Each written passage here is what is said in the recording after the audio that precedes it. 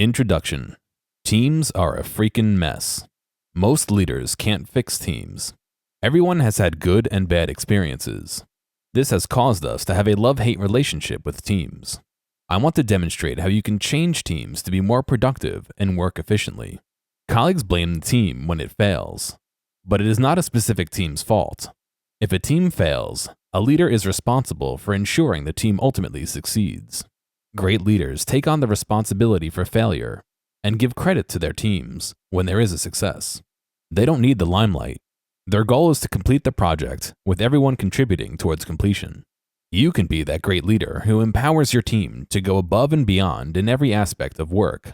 It only takes learning the areas you need to develop and harnessing your inner drive to break down any obstacle. The pandemic disrupted our lives, but I was lucky enough to have a stellar team. This team worked day and night to help first responders dealing with COVID-19. There was not enough personal protective equipment, PPE. We all worked together to build face shields out of foam, 3D printers, and office supplies to ensure our first responders were safe. We did this by each taking a part of the problem, developing solutions, and working together to implement them. I knew I had to document how we developed our team leadership style from that time. This book illustrates our thoughts, practices, and understanding of how leaders can develop themselves. When we learn from others' experiences, we can empower the team in a way that leads to high morale. It may seem impossible, but any team can be transformed into a group if they pride themselves on being part of the whole. Leadership is a skill. Only the people who have the courage to learn that skill will exceed all expectations. It's up to you to take the next steps. Do you have the courage to lead? This book is broken down into 3 parts. Part 1. A fable to illustrate how our characters went from inexperienced leaders to learning how to guide in a way that encourages a new mindset. Part 2. A summary of each lesson. Part 3. Team building exercises to make an effective team. Part 1. Fable. Katie came running into the house. "Joe, we have a problem again. The squirrel's house is collapsing. The right-hand wall is falling into the structure. This is the 2nd time this week. The otters have been saying that the mud has been dripping from a log into their house." Joe was beside himself, slumped into the nearest chair with his hands flopping in his lap. Joe asked rhetorically, "Why is this happening?" After a long breath, he asked Katie, "Are we fixing the wall?" "Yes, the team is working on the wall, but walls collapsing in new houses can't occur. Luckily, this is an easy fix, but we can't have customers perceive us like this. If word got out, we would have no new customers, meaning no business. Did you hear me? No business." She was yelling and frustrated. Joe put his hands up. I know. I'm not sure why I'm letting this happen." He began to sob into his hands. Katie hugged her brother. She whispered, "I am sorry. It's not your fault. We must have missed something." "It's my fault. I am in charge. I take full responsibility." Summer walked into the room. "No, Joe, it's all our fault. The 3 of us are in charge together. We have to figure out how to fix this." Joe knew Summer and Katie were right.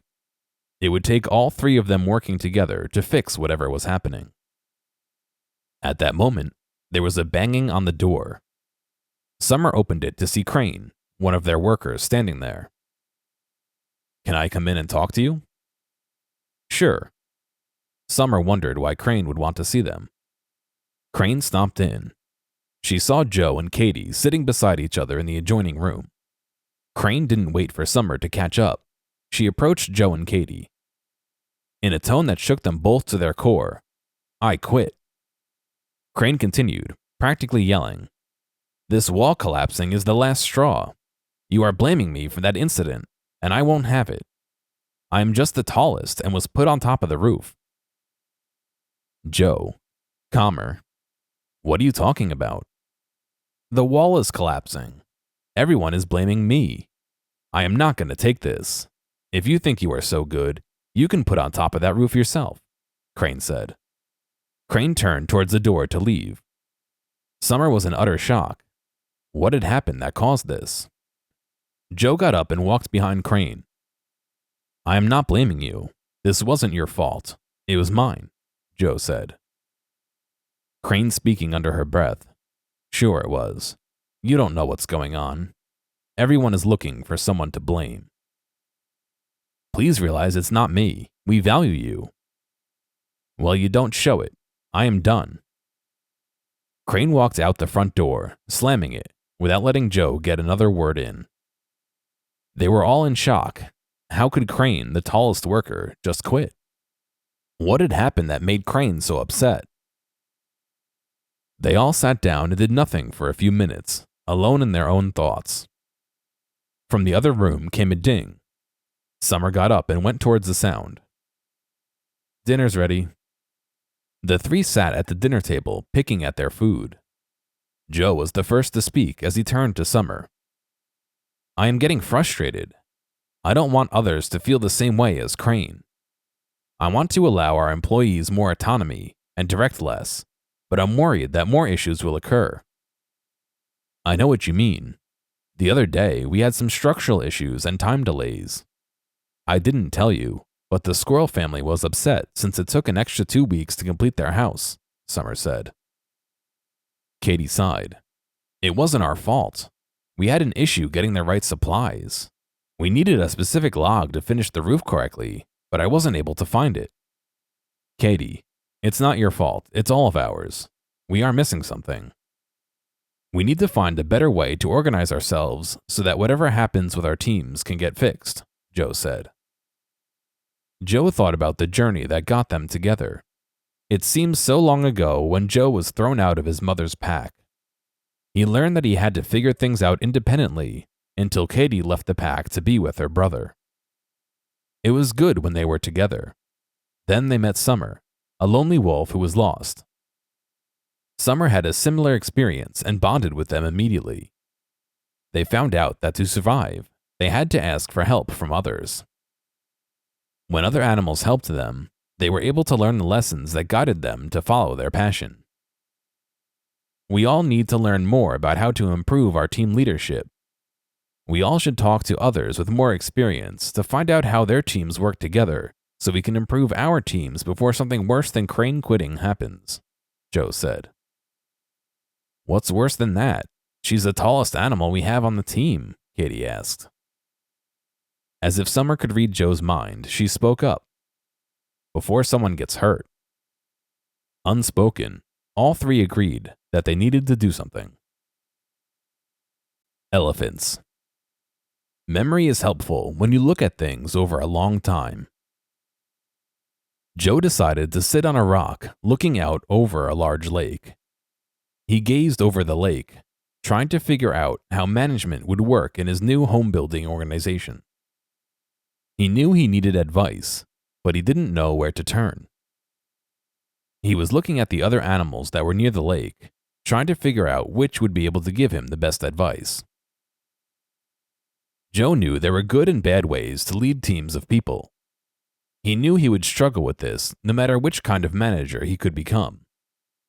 But he also knew that if he didn't hear or learn about management, no matter what path he chose, he would be unable to help his people develop. Joe was sitting there when suddenly a voice from above said, "Hi, Joe." The voice surprised Joe because he had been daydreaming. This was a quality unlike him. Joe was always alert, and this could have been a bear that could have killed him. Joe looked up to see a giant elephant standing there. Most wolves would be scared out of their mind when a humongous elephant looked over at them. But not Joe, and not this elephant. Joe turned and said, "Hi, Fred." Fred was a friend. Joe met him one day on the savannah. Fred was with his group that day. The wolf and elephant each looked like they wanted to attack, but something sparked them to talk to each other instead. They learned much about how each other saw the world and trusted each other from that day forward. Joe had some issues in the past, and whenever he found Fred, he was very supportive of everything Joe did. "What's wrong, Joe? You look like you're troubled." "No, just thinking about management and how to implement it." Fred laughed. Management? That's my area of expertise. I've been looking into it and talking to people about management for years. We elephants have long memories, so we know all about leadership and how to lead animals. What do you want to know? Do you know about team management? Can you share some information on how to be effective? Of course, Joe. Would you mind walking to the watering hole as we talk? Sure. Fred said as they walked towards the watering hole. The first thing you must know about team management is that it's an art form. Leading is helping people in a precise way so they can complete the objectives. It's a simple idea, but everyone makes it very complex. If you want animals to achieve the group goal, you must help them achieve their personal goals. Joe looked puzzled by this statement. What do you mean by group goals versus their personal goals? Teams try to make projects complex by gathering lots of various little problems and grouping them together so they can be solved, thinking that all these details are part of the bigger objective. Instead of realizing, when they have all these issues, the team loses focus on the objective. It's working on focusing them on group goals. Does that make sense? Joe replied, Yes, that's exactly what I'm trying to figure out. How to ensure everyone meets our company's objectives. Any advice you could give would help me ensure I keep them on the right path to meet those objectives. I understand where you are coming from. We will focus on team management, but remember that giving people an individual objective will help. I can cover more details on this at another time. Fred continued. Team management is moving a group of animals towards solving a complex issue. Correct. It's getting the team to work together to solve an issue or complete a project, Joe said. Right. Let's discuss how to achieve this, Fred continued. Team management is to ensure you communicate clear objectives. When a team understands what is expected, they are able to create a plan towards that objective. Your role is to clarify the objective, describe the details, then let them ask questions.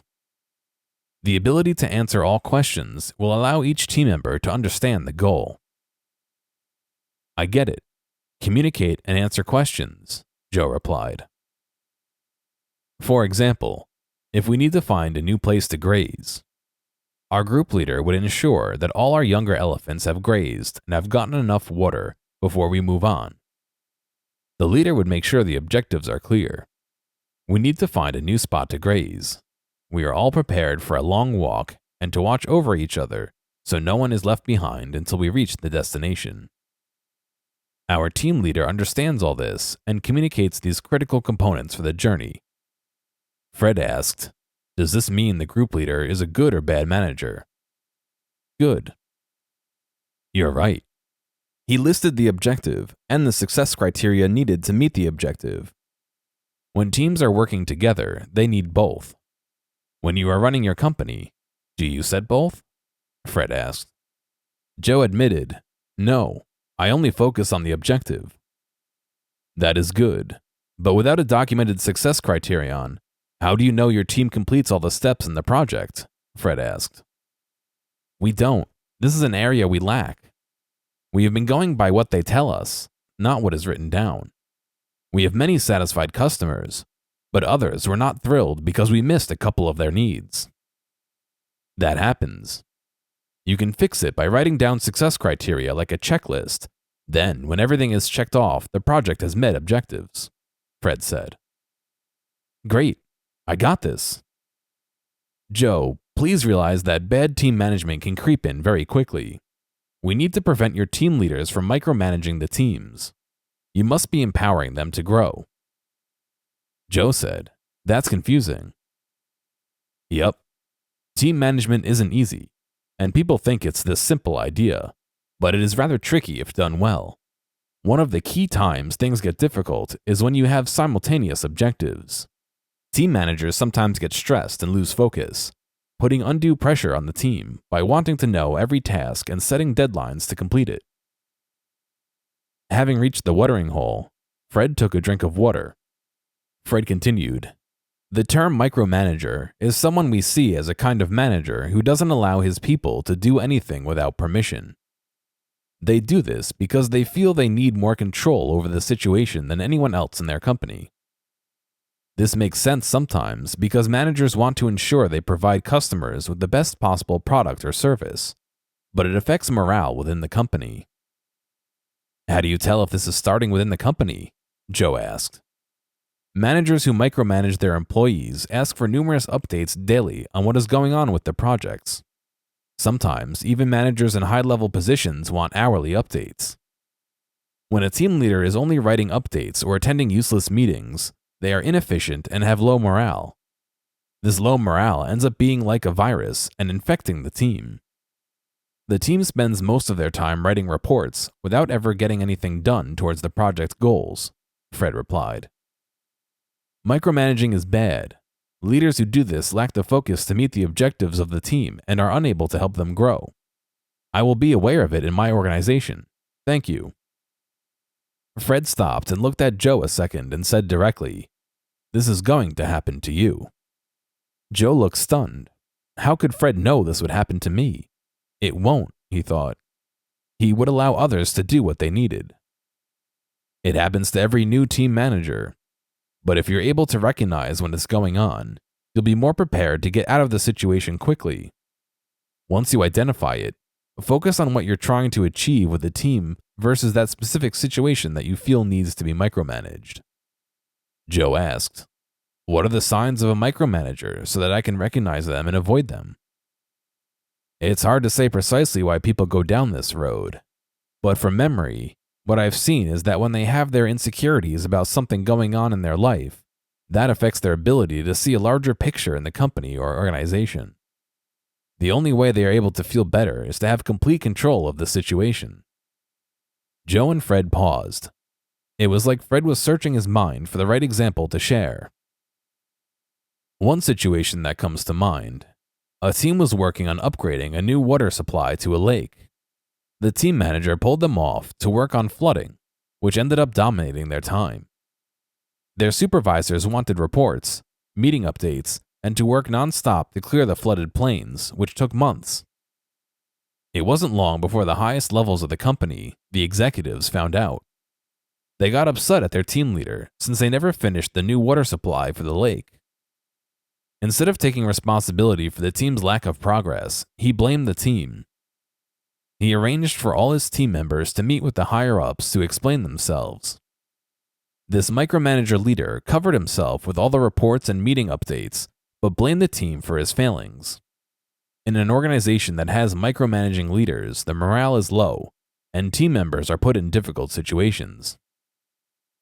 Joe was in shock, and he never wanted to be a leader who micromanaged his teams, and didn't think this was happening within his organization.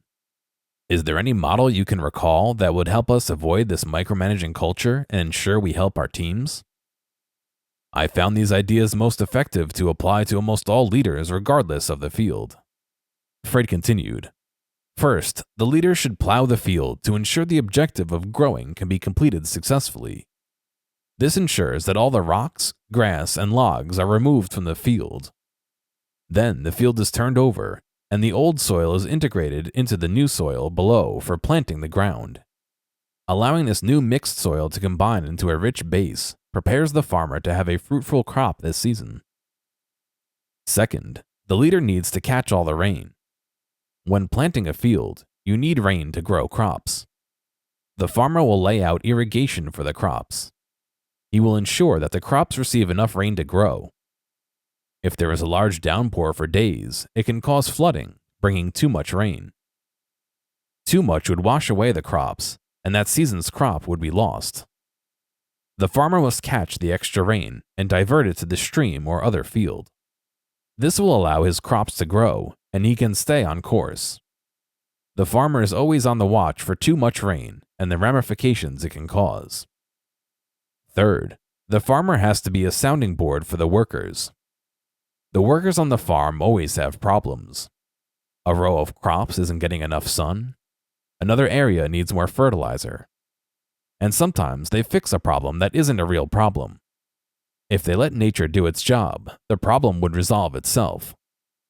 The farmer is their sounding board, allowing them to come to talk to him without judgment. He asks questions and allows his teams to get to develop conclusions. By asking the farmer the right questions, the workers understand the direction they need to follow to ensure the crops grow. This interaction allows the farmer the ability to mentor and empower the workers to fix problems. Joe didn't have anything to say. Sometimes, Joe was amazed at how much his friend Fred knew.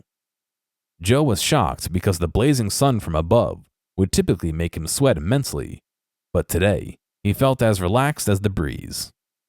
Joe had never heard these ideas before, but realized he liked what he heard. Joe refocused himself when he replied, "Those are the only 3 steps you need to lead a team?" "Yep, just follow those and you will do great." Fred turned, giving his friend a gentle nudge with a smile before walking off. The ground shook as Fred walked, sending vibrations through the landscape. As he got further away, the vibrations diminished. The vibrations calmed Joe. He knew he could trust Fred's advice and accomplish these 3 steps.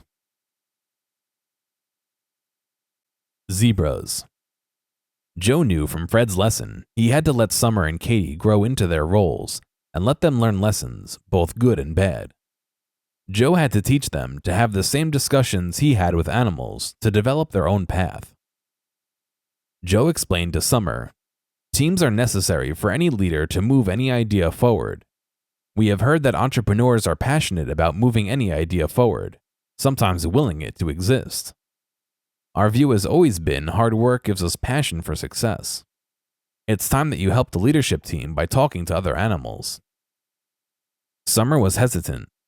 "Joe, why me? You've been doing such a great job." "Summer, you can do this. It is new to you, but you have seen how it helped us to find purpose. I know this will help you to develop." Summer was not thrilled. When she had gone out to do things with her pack earlier in her life by herself, the result wasn't positive. When she failed, the pack confronted her. They verbally put her down and told her she was a failure when they should have been supportive. These feelings from that time started to bubble up inside her, and tears began forming in her eyes. Joe sensed her trepidation and said, "Summer, I and Katie are going to go with you. I will stay slightly behind, so you can do all the talking." Summer felt relieved. Initially, she thought she was being sent out alone, which was one of her biggest fears. Joe was not doing this. His objective was for her to grow by finding out information that could help them do better. She knew this was one way he was supporting her. "Okay, let's go." She was not ready to do this, but she knew she wouldn't do this without a push from Joe. Summer, Joe, and Katie ventured out. Summer said, "I will take the lead." Joe and Katie nodded in agreement. Summer took the lead.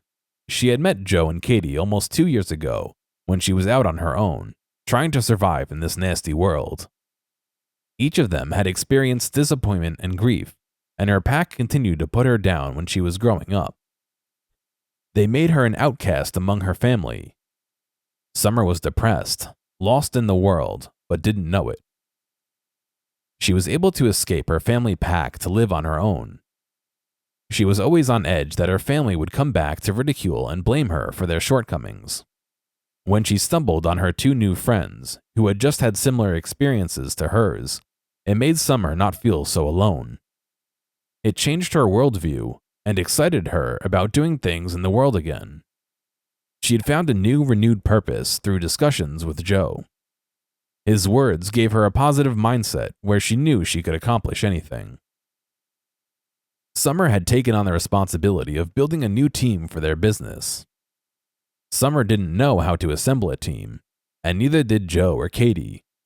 They had been winging it, which she knew wasn't the best way to proceed. Joe said to her, "I have complete confidence that you will bring together the right group to help us." Those words helped her be inspired that someone trusted her. Joe was the type of wolf who was there for her when needed. Summer knew of only one other team that seemed to work in perfect unison. That was the zebras she had met some time ago. Summer was nervous about approaching them alone, since they had a herd of at least 50 that could easily trample her. The zebras were nomadic, so they weren't always in the area you would expect. Summer knew they spent time in the open grasslands that seemed to go to the horizon. Luckily, she started her search at one of the watering holes outside the forest.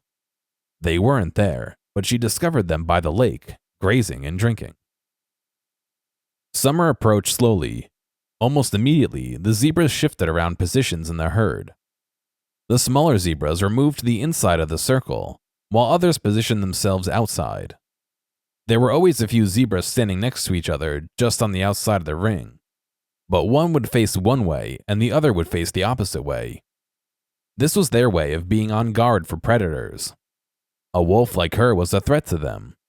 The two opposing zebras could see everything that happened from either direction and quickly notify the herd. Summer said, "Excuse me, but can anyone tell me how you formed your herd?" The zebras pretended not to hear her. They made some noises and hoofs started to push around. The dirt under their legs splashed up into the air. It didn't seem like they heard Summer, but she was determined to forge ahead. "My apologies for bothering you, but," Summer tried to say. The zebra on the left side of a row within the circle said, "You aren't bothering us as long as we aren't going to get eaten. We can share the watering hole with you." "Thank you, but I need to learn about teams. I have watched you as a herd, and you care deeply about each other. Why do you do that?" "1 second," the zebra replied. There were a ton of noises and groans from the group of zebras. It seemed to Summer this was a way of communicating in a language she didn't understand. A few zebras started to shuffle positions, and then it seemed the whole herd changed. It was like a big dance moving in a circle as they moved backwards and forward, some in a circle, others in a straight path. This was all strange to her. As they moved, one of the zebras stood in front. Other zebras stood near them, facing forward and some facing back to Summer. The movement was continuing around and behind them. Other zebras stood all around as if they were all on guard, keeping her safe. Looking at her, Zebra said, "Why do you want to know about our herd? Are you trying to learn how to hunt us?" "No, I am working with my friends." Summer gestured to her friends, Joe and Katie, sitting calmly a few yards away in the grass. The zebras noticed them, but they were in the low grass, not trying to hide themselves. They didn't look like the usual attack positions they had seen from other predators. Summer continued, "We own a business building houses, but we are having trouble building a team. We are hoping that you could give us some advice on how to put a team together. I have watched how your group walks together, helps and cares about each other. I thought you would be a good group to learn from." The zebra was in utter shock. Why would this wolf talk to them about teams? They knew how to work together and protect each other, but that is just something the zebras have always done. Then it dawned on the lead zebra. This was something that he hadn't seen other animals do in their travels. He was one of the oldest zebras and kept up their traditions, but wasn't always paying attention to other animals. His focus had always been inward towards the herd. The zebra said, "Sure, we can offer some guidance to you about your task. Let me explain a little about our herd. We are made up of young ones less than a year old. Middle-aged are most robust, and then older zebras like myself that have a long knowledge. The older zebras are the ones that teach the traditions that guide us. Traditions are our stories that we use in our herd to explain how and why we do things in a particular way. Let me tell you the lone zebra story. The lone zebra, where one of our friends decided it was best to venture alone to explore the world. This zebra was focused on independence and drive. They felt they could explore the world to learn how others survived in this landscape. We suggested that we put a team together to go with him, but he was determined to do this on his own. He was a stubborn and proud zebra. At the time, I didn't realize that he was hurting inside and could have used more support, but we let him go out alone. He was gone no more than 4 days when he came running back to the herd with at least 2 packs of lions on his tail. The lions saw us and were more excited to hunt the whole herd. When we are in a herd of zebras, they look to find easy prey. The zebra who left ran straight into the middle of the herd. This immediately put us out of form since some of his friends were in the center of the herd. He hoped they would quickly accept him back to the herd and protect him. His foolishness changed our protection circle, exposing some of the young zebras. Luckily, we moved our circle to a different formation since we saw the lions. Even with that, we weren't quick enough and lost 10 zebras that day. All because this lone zebra didn't follow our traditions. The zebra finished. This is a story told to each of our newborns. This is why we stay together and always have zebras facing the opposite way. They are on guard duty, looking out to protect the herd. Traditions are something I never considered.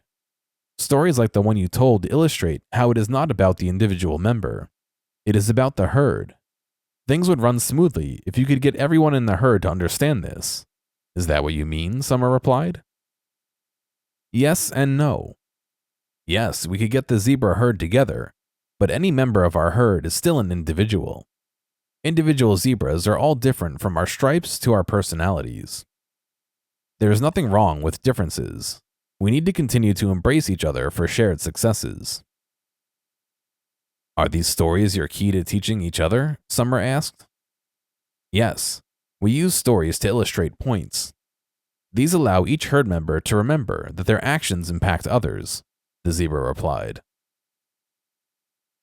Summer didn't quite get it, but understood that teams are made up of individuals. Each of them has their own thoughts, but by following the stories, they follow a path that has helped them survive in the wilderness. She was confused, but knew she would have to reflect on this. Are there other things the herd does that make it so efficient? Summer asked. We follow certain guiding principles that we agree on when we are born. These guiding principles are that the elders are wise and are always respected. The second is that leaders may not always explain everything immediately when something occurs, but ask questions, be patient, and work towards a common goal. Wait, did you just say you have 2 guiding principles? Summer was surprised. Yes, let me briefly break this down for you. The first one is the elders are wise and should be respected. This comes from our point of view. If you can live for such a long time, you are doing things right. We need to learn the elders' experiences, so we live good lives. It can be challenging since sometimes they are slower than others. They can teach us things we have forgotten or never had time to learn if we respect them. Zebras cannot write down information, so we use the elders' knowledge to give us the ability to share information from one generation to the next. Remind me before you leave to introduce you to our eldest member of the herd. They can teach you about knowledge. Okay, I will try to remember. Summer's memory was always bad.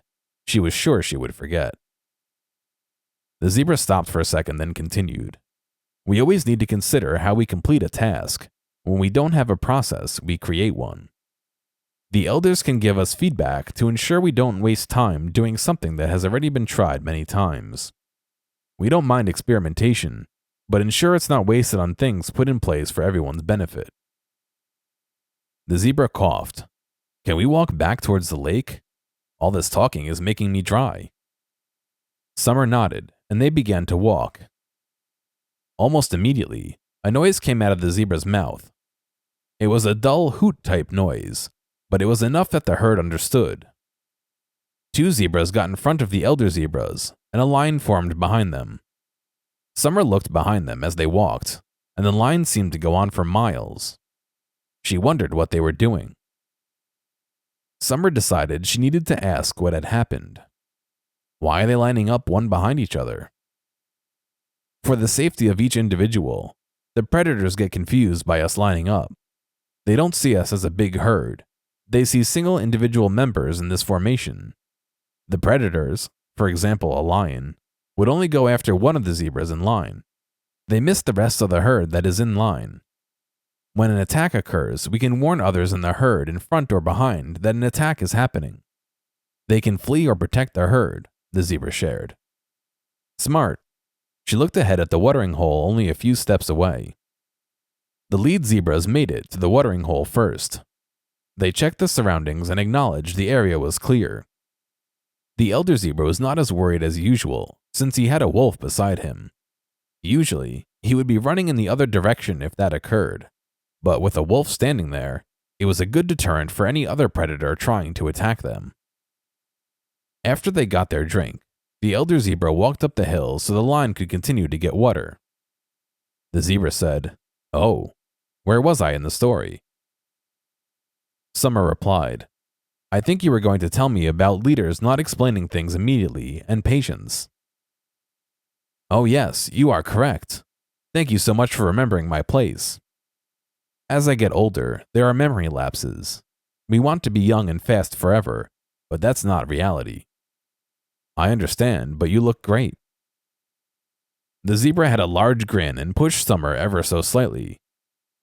Leaders are not born into that role in our herd. It takes hard work to earn a role. The herd then votes for who they feel has developed to become a leader. This process allows leaders to grow within the herd. The line leader is an example. She works at mentoring younger zebras before being offered that position. The mentorship helped the other zebras develop. She demonstrates to younger members the ability to keep the herd safe and understand where our favorite places are located. This demonstrated to the herd that she could be trusted, so they offered her the line leader role. Her role is to keep the line organized and ensure our safety and security when near any body of water. Did you know that a year ago we were at a watering hole a long way from here, near the plateau of the setting sun? Our line leader was checking the perimeter of a watering hole, but an impatient zebra didn't want to wait.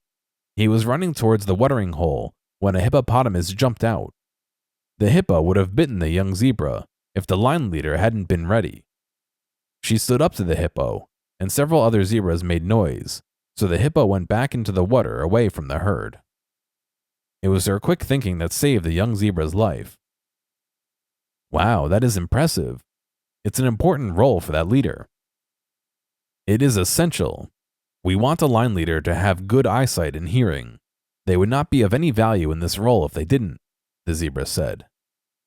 So you have requirements for different leaders? Yes.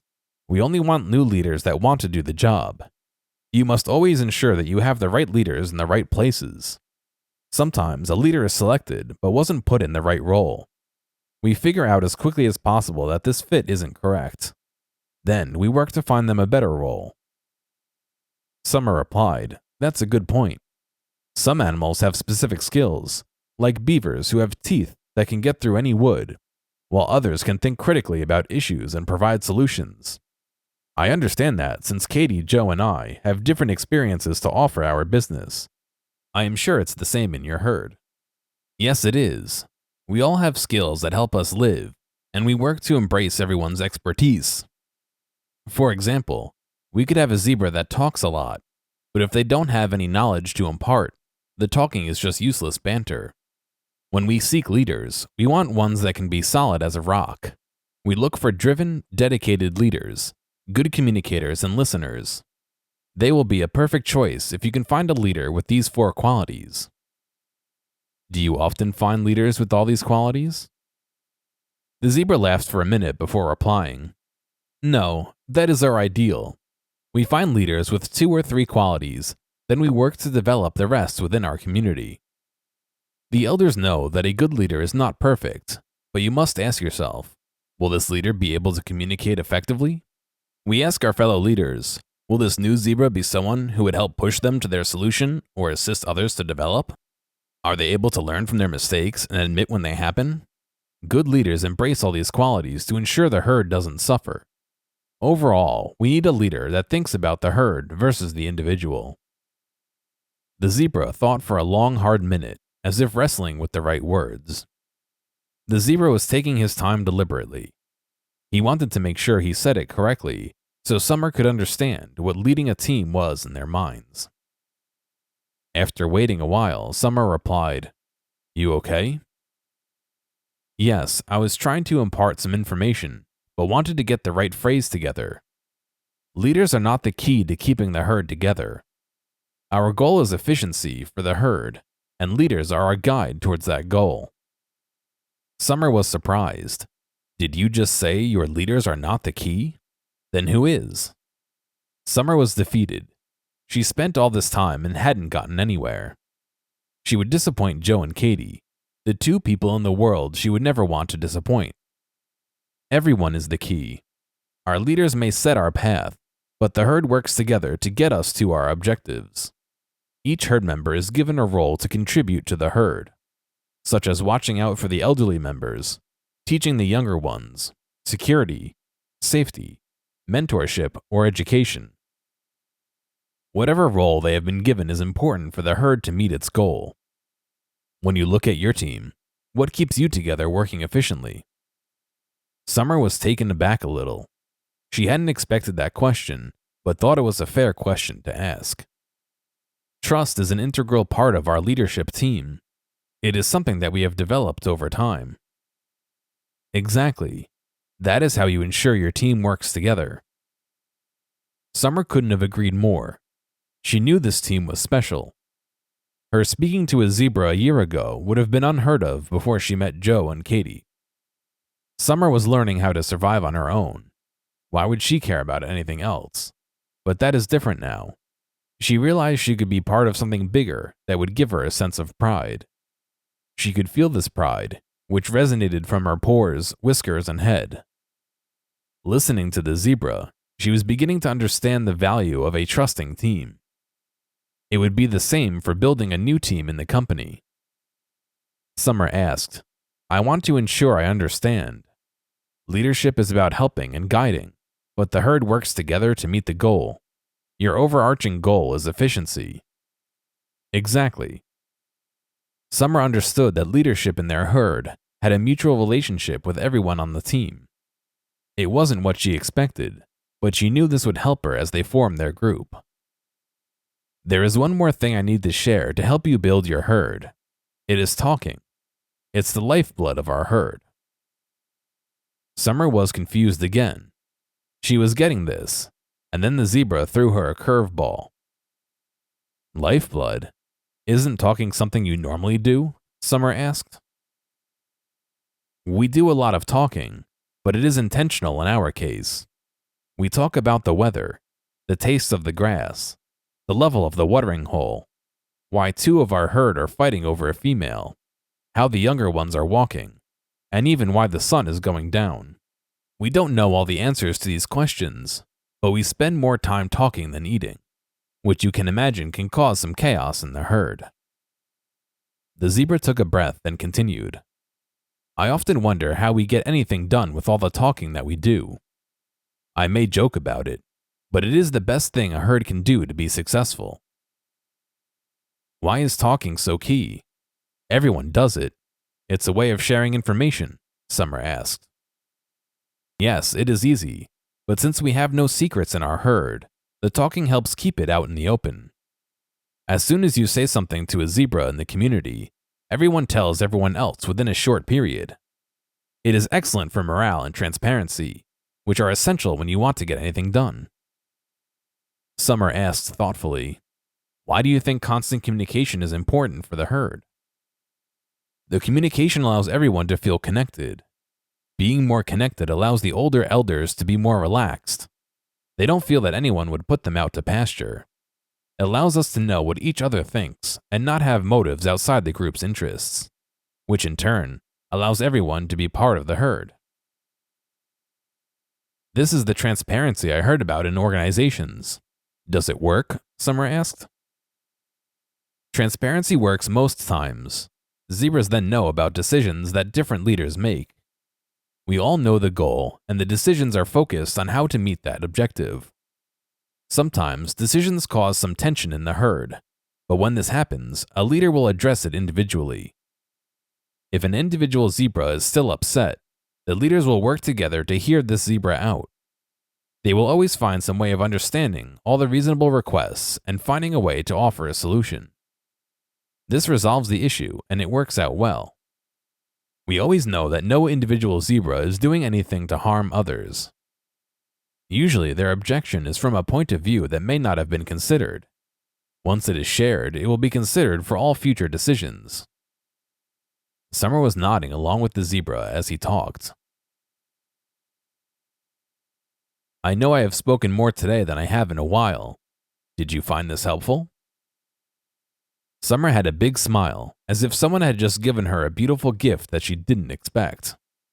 Yes, that is perfect. You shared great details on how to make team leadership work. I have a lot to do, but your information set me on my path. Thank you so much. You are welcome, the zebra said. Summer turned to leave and began to walk where Joe and Katie were sitting. One more thing. Talking will always help any situation. If you have any more questions, please come by and ask. I enjoyed talking to you. Thank you. I enjoyed talking to you too. Summer reached where Joe and Katie sat and plopped down on the ground. She was so exhausted, as if she had just run 20 miles to catch a deer. Summer was physically exhausted from the long walk with the zebra. Summer had never had such a great and exhausting experience at the same time, but she knew that sharing it with Joe and Katie would help. Yes, it's just exhausting talking so much, but I learned a lot. Give me a minute to explain. Joe and Katie waited to listen when Summer was ready. Summer took several minutes to organize her thoughts. Joe and Katie were patiently waiting. Joe knew this was all new for Summer, but she needed to get out of her comfort zone.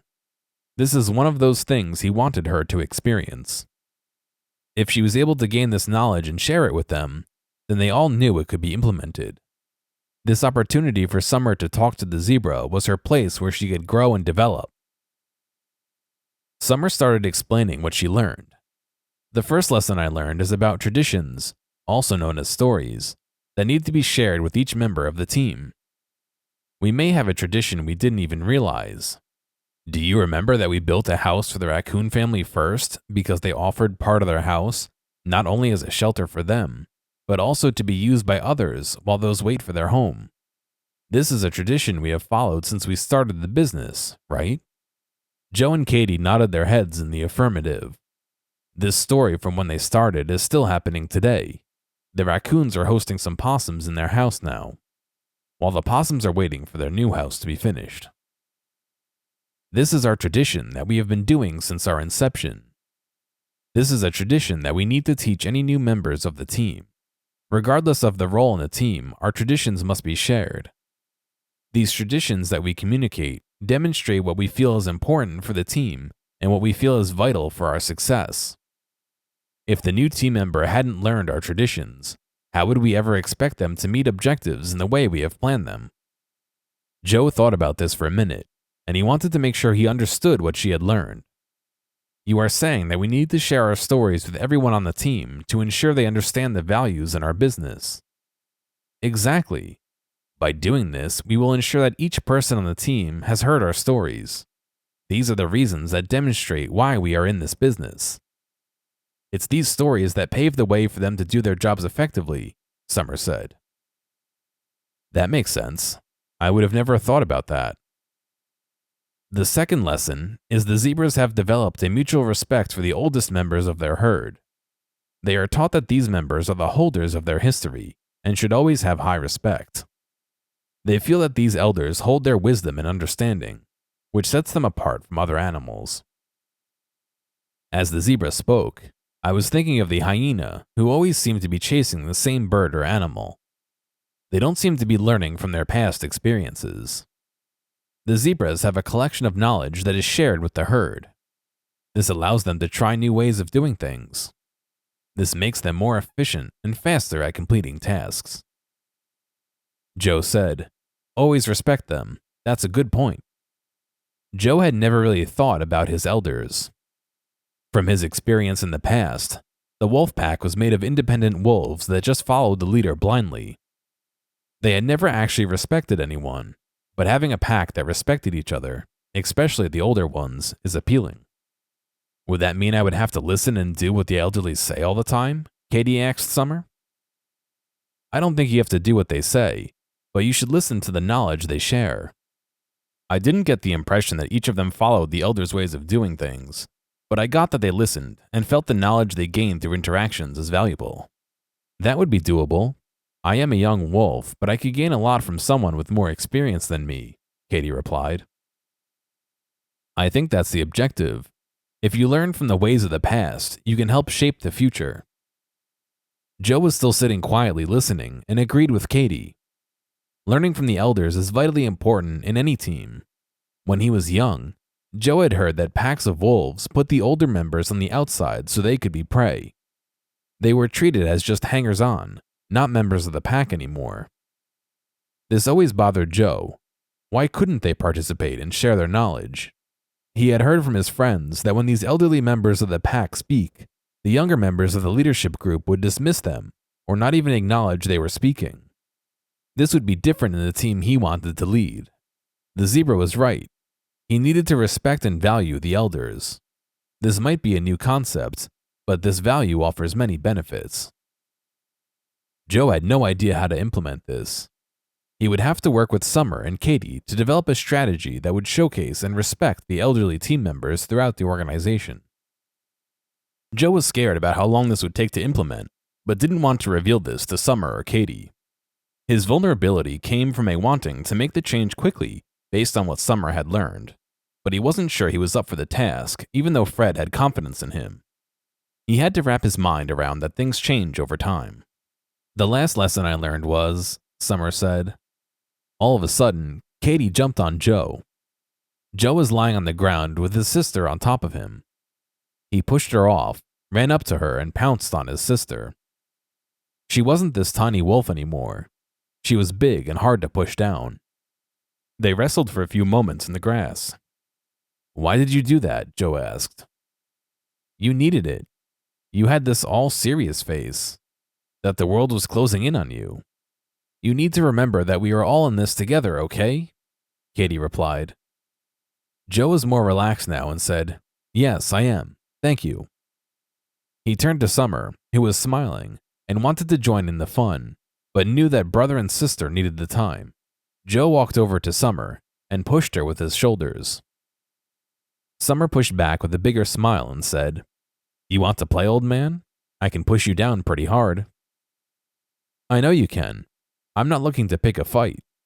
He had a big smile on his face. He loved Summer, and she knew that. I know. As I was saying, the last lesson I learned was simple. Talk about what is going on. Don't have any secrets. Share what's on your mind, both positive and negative, without being confrontational. Suppose we can do this and listen to what is being said without reacting. We can ensure that everyone is on the same page. I also learned that zebras talk a lot. They seem to talk more than they do anything else. It was funny. We can do that. We seem to communicate all the time, Katie commented. It's constant communication that makes people feel comfortable about changes in the organization. It's when the changes occur without the ability to ask questions and get honest answers when the teams start to falter. This causes mistakes in the whole organization, Summer replied. We don't want that. We will need to ensure communication is across the organization. Katie, Joe, and Summer stood there and smiled at each other as they began to walk. Meerkats. The sun woke up. Katie was the first to see the sunrise coming over the vast land. Katie always felt that the sun brought a new uplifting feeling toward the day. No matter what occurred each day, the sun brought the prospect of adventure, excitement, and joy. Summer got up a few minutes later, looked around, and ran off into the woods. She has a routine. Every morning, she scouts out what's all around to ensure they are safe. It's a practice she started many years ago when she was young and alone. Joe was slowly waking up. Yesterday was a long day, and the extra few minutes of sitting down to understand everything that Summer learned was good for him to process. As Joe sat there, he was trying to figure out the next step on their journey to develop their business. Katie looked out over the land, seeing many animals in the wilderness, living their lives each day in peace and prosperity. Katie was amazed at how everything functioned seamlessly. She was always so curious about the world. Joe turned to Katie. Good morning. How are you doing this morning? Excellent. It's a beautiful day, and the world is in our hands. I feel I can tackle any of our problems today, Katie replied. I know what you mean. It is empowering. We have to figure out our next steps. I think when summer returns, we head north. We will find something we are looking for in that direction. Really? Why do you think north? I am not sure, but it's a feeling that if we go that way, we will find the next step, Joe said. I feel that it will be an exciting day, so let's go that way, Katie pointing her head in the direction that Joe indicated. Summer soon returned. Good morning. Both Katie and Joe replied at the same time. Good morning. How was your scouting session? Great. There's a path leading north, which I think would be the best way to proceed. Summer motioned in the same direction Katie and Joe had just mentioned. Joe had no idea about the path or how Summer chose the direction, but it was funny that they chose the same direction. It must have been fate that pointed them all in the same way. They followed Summer. The path was a narrow dirt path that had leaves along both sides. The foliage along the sides blended in different parts of the path. You could see how it was well traveled, but it could easily be lost if you weren't paying attention.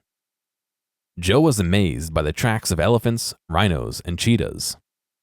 How could they walk through the brush and be aware of their surroundings? He would never know.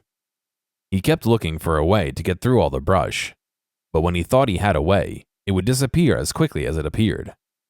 It seemed like he was lost in the underbrush, but he knew he wasn't completely lost because he could always just follow the tracks.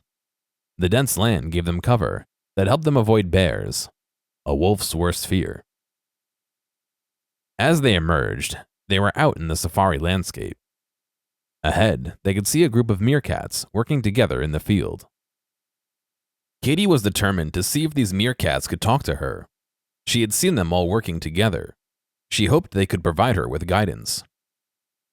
Katie learned from Joe talking to the other animals that they had learned so much. It was her turn to go outside of her comfort zone. Katie walked up to the meerkats that were going from burrow to burrow. She didn't think they noticed her. Joe and Summer were slightly behind her. Joe thought these meerkats were quick and kept to themselves. Why would they speak to us? He was so proud that Katie was growing up and having the courage to take the initiative to talk with other animals about leadership.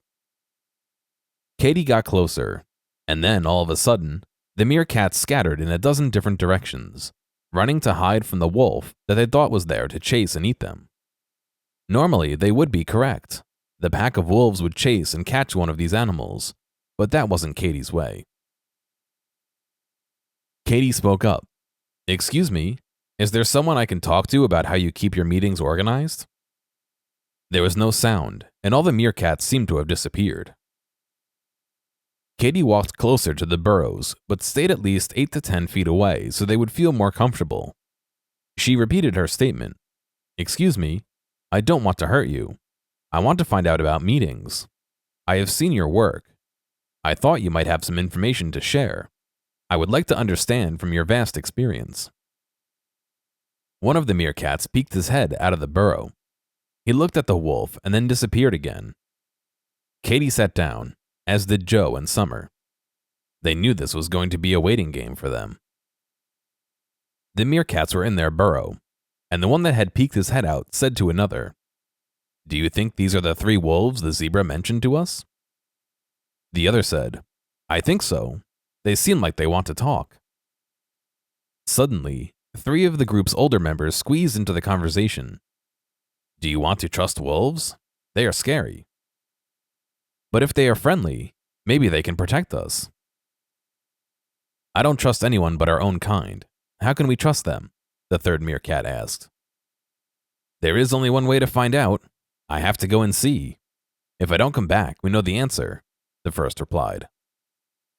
The meerkat that originally had peeked his head out looked again and saw Katie sitting alone. He extended his head slightly to notice the other 2 wolves sitting behind her with their heads down. They weren't in a stance to attack. He continued to come out of the burrow. Did you say meetings? What did you want to know? The meerkat asked. Hi, I'm Katie. My friends and I run a small business building homes. We don't know anything about meetings. We are looking to be more organized. I noticed that you were all working together. I had hoped you could share what you do to keep your group organized. Are you the one that talked to the zebras? Katie said, No, my friend Summer did. Katie mentioned to Summer. Summer raised a paw to wave. The meerkat was still cautious, but a little more comfortable. Meetings are when a group of us get together to discuss a certain topic. We find the topic that needs to be discussed and ensure all the relevant animals are together for the conversation. The meerkat was thinking about a recent meeting they had yesterday. They had to discuss who would live in a new burrow they were building on the far side of the field. This new burrow was 3 times larger than any others they currently occupied. There would be lots of interest in moving there, even though it didn't connect with the other burrows yet. More extensive burrows allowed them more food storage and more places to move around during the colder months. The meerkats had a group of diggers working on connecting the 2 burrows, but they still needed several months to accomplish this. The meeting gave the head of each of the families a turn to speak about who they thought would be the best to occupy the new burrow. Each family head understood not to say anything while the others talked and listened to their thoughts or concerns. The person leading the meeting was our head digger. This digger had been making these burrows for years. They are a respected part of the community who consistently was able to listen to all sides of a discussion and then determine a reasonable solution. With this solution, he had decided that 2 families would move into the new burrow. One who was older with several slower moving meerkats. The second family has many younger members that could quickly go between the burrows. The head digger felt this was fair to all until the connection between the burrows was completed. Once completed, the whole community would have a large area, but he didn't want to leave it empty until then. If he left it empty, it could be taken by another animal, such as snakes, who wished to use their work. Katie said, "Are there specific types of ways you conduct your meetings to ensure you can get the desired results?" The meerkat was intrigued. This wolf was asking and was generally interested in how they conducted their meetings. This was a complicated answer, since meetings had many different types, but the meerkat needed to focus on 3 meetings. He wanted to focus on a standard leader-led brainstorming and stand-up meeting. He thought those would illustrate the point effectively that this wolf could use as a basis for her developing her style. Meetings were all about style. Your way of setting the scope, direction, and facilitating makes all the difference. The meerkat had seen over the years that some of his elders had chosen to enter the meeting with a heavy-handed style that just focused on giving orders to get things done. It was adequate, but it also lost the ability to gain respect from the others in the community. His fellow meerkats in the community would only go because they had to attend, not because they felt their contribution was necessary. This was something he felt was always missing from his elders' perspective. Why would he have a meeting that community members were forced to attend that would never be effective? They would never learn how to work together when a problem arose and the elder wasn't around to give them a solution. The meerkat realized he was thinking in his head instead of saying something out loud. The first important part of any meeting is the goal. If you don't have a goal, it is a waste of time to meet. Over the years, I have seen different community groups get together and start talking. They think it's a meeting, but it's just a get-together without any specific reason except to complain and talk. That is not a meeting. Katie said, "So that I understand you correctly, you are saying that getting together and talking is not a meeting." Correct. From my point of view, a meeting has to be a group of the community that gets together to discuss an issue towards collaborating to meet a goal. An example of an issue might be that one of the tunnels is blocked in the burrow. An example of a goal would be finding a place to get a constant secondary water supply. These may involve multiple community members, so we will meet to discuss how each member could contribute. Katie thought momentarily before asking questions, since she wanted to get this straight in her head. There must be an objective for a meeting to occur. Other times, you're just getting together to talk. That was an interesting idea that she hadn't thought about in that way. Sometimes she talks to a group about a housing design, but it's not really to accomplish a task, it's just talking. Sometimes she is just brainstorming with her colleagues. There are times Katie is talking to hear about our colleagues' lives. It may seem like a meeting, but it never is. It's just people talking. That makes sense, Katie replied. Now let's consider a different leader-led meeting. The leader organizes a leader-led meeting to get updates or talk with his team. I lead this meeting by coming in with a few agenda items to share with my team. Then I go around the room and ask for 3 things they should share with the group. I am not asking for details here because I usually hear details in individual sessions if needed. The example that comes to mind is the tunnel blocked in the burrow. This occurred a few months ago when a cave-in occurred. We couldn't easily dig the dirt out of the way because the blockage expanded and could cause stability problems in other parts of the burrow. My friend called a meeting of the diggers, designers, and leaders to discuss what occurred and how it could be repaired. The leader was able to get everyone together. The meerkat recounted the meeting. He started the meeting by saying, "Thank you all for coming. As you may or may not know, we have a blocked cave in Burrow 38 that stops traffic between that and Burrow 28. We attempted to dig out the secure area, but the burrow wouldn't stay up because other burrow parts started to collapse. I'm looking to you to help solve this problem." He then turned to his left and said, "This is the digger on the job. Do you have anything to add?" The digger replied, "We are looking for an alternative solution, since when we tried to use our usual method of keeping the tunnel clear with mud and leaves, it didn't work due to the looseness of the dirt in that area." The leader said, "Does anyone else have ideas?"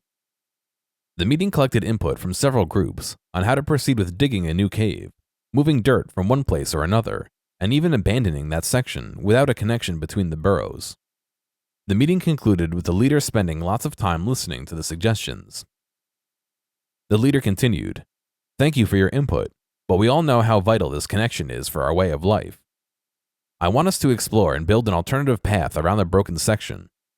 Once we have that path open, I will call this group to discuss our plans for the damaged area." The meeting concluded, and the leader sat alone, but he took some notes on the discussion and results. The leader knew the next step was to get the key people back together tomorrow to look at all the suggestions and see which ideas they could try.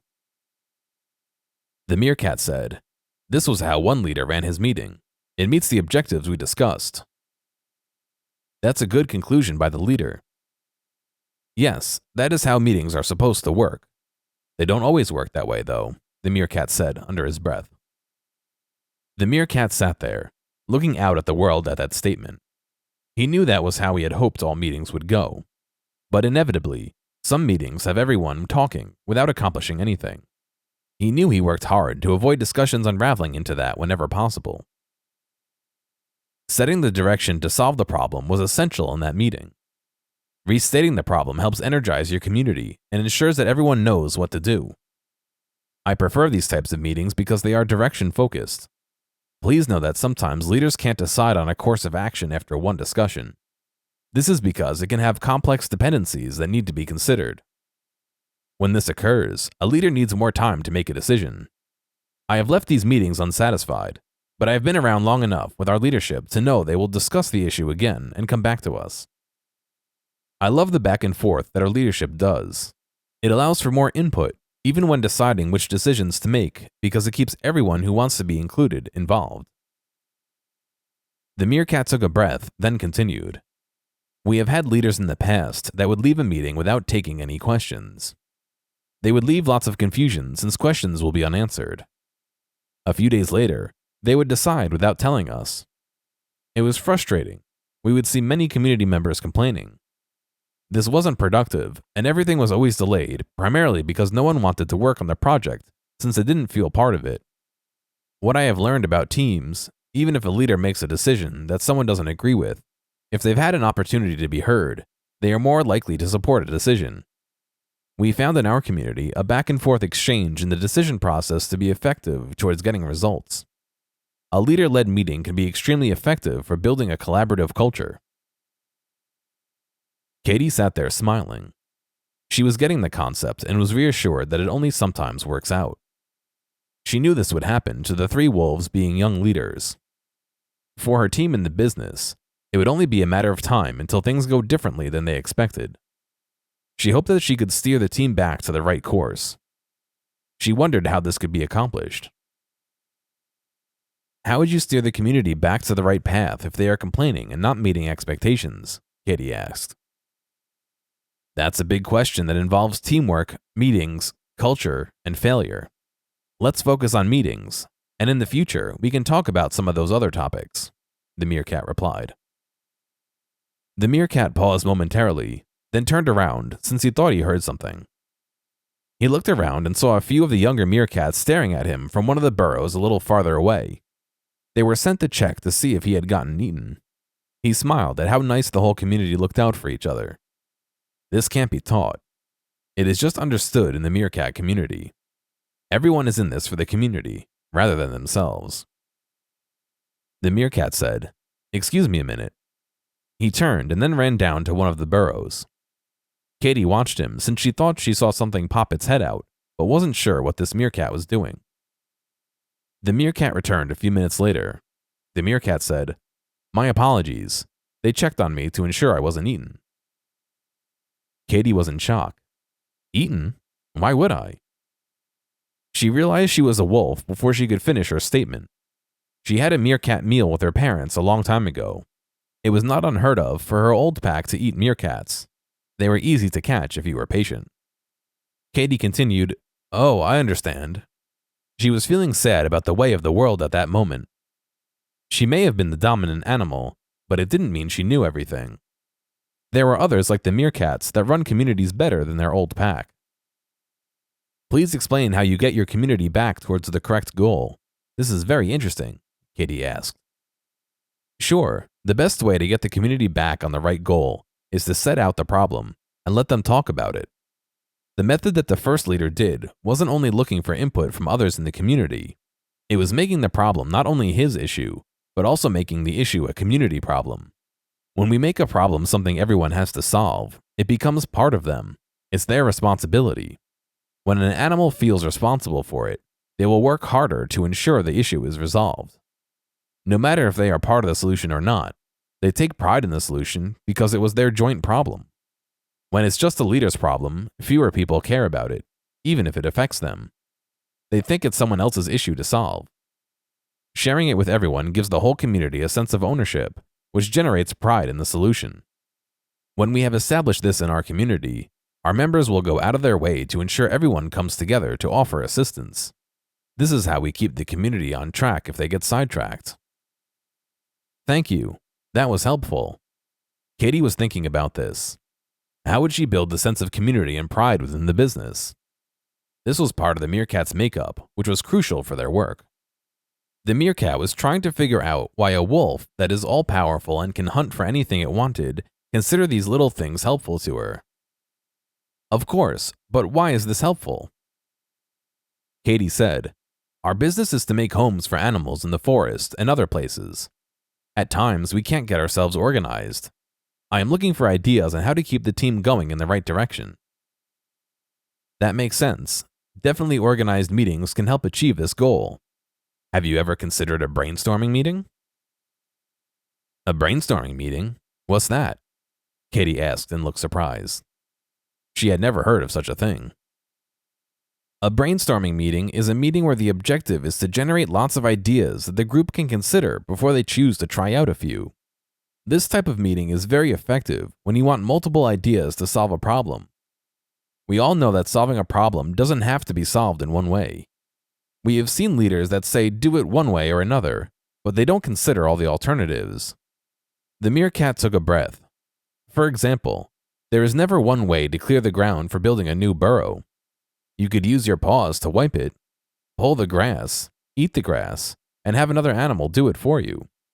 We may not like some of these solutions, but many alternatives exist. When we organize a brainstorming meeting, we get a group of the community from different areas to offer a variety of perspectives. Multiple perspectives allow us to hear solutions we have yet to think about. We go out into the community to find who may have knowledge on the subject. We aren't looking for only all subject matter experts. Instead, we seek community members with desire and passion who can offer unique but reasonable ideas. We get the new group together to meet and then state the problem without jargon. We ask everyone to come up with at least 5 ideas. We tell them there are no bad ideas in this room. Katie interrupted. No bad ideas? What does that mean? Yes, it's a method we use to allow them to think by being free. We need to remember parents always want their young to do better than them. To do this, they can stifle their movements until they learn the correct way to complete tasks. This stops some freedom of expression, which we are eliminating to find great ideas. That makes sense. The meerkat continued, "We ask everyone to present their ideas. We allow each one to share, and sometimes duplicate ideas are presented. This is fine for us because every idea isn't always the same. After all the sharing, we work to eliminate the ideas that aren't doable, like the idea of having another animal clear the land. Who do we know that we could ask to clear the land? We realized we didn't know anyone to help us." The meerkat took a breath, and his seriousness turned to a smile. The best part of this brainstorming meeting is that each person involved can go back to their area of the community. They share their ideas and gain feedback. Each part of our community can hear the ideas to see if there is something important that wasn't considered. The team member then brings the ideas back to the main group. A long list of alternatives is generated for the team leader. They can try out a few based on the feedback received. It's really helpful having everyone share since we find lots of great ideas. Astonishing! You really get a group involved. How successful have these projects been? Extremely successful. Lots in the community have volunteered to help. I have even met other meerkats from a different community who visited to pitch in with the project. When I asked them how they heard about this and why they wanted to be involved, they said they were at one of their friends' houses in the community when we were sharing ideas. They could contribute to the ideas when they heard about the project. They felt coming back to help would be worthwhile and have met lots of new friends. It goes back to when people got off track. Leaders need to help. Our way is bringing them back together on a project. Katie asked, "Is this a quick process if you gather input from others outside of the initial meeting?" Nope, it takes a long time. This process could take months to get to a unified plan. With any large-scale projects, you need to think big and spend time considering all the options. It's always better to take your time than rush and have to reverse course.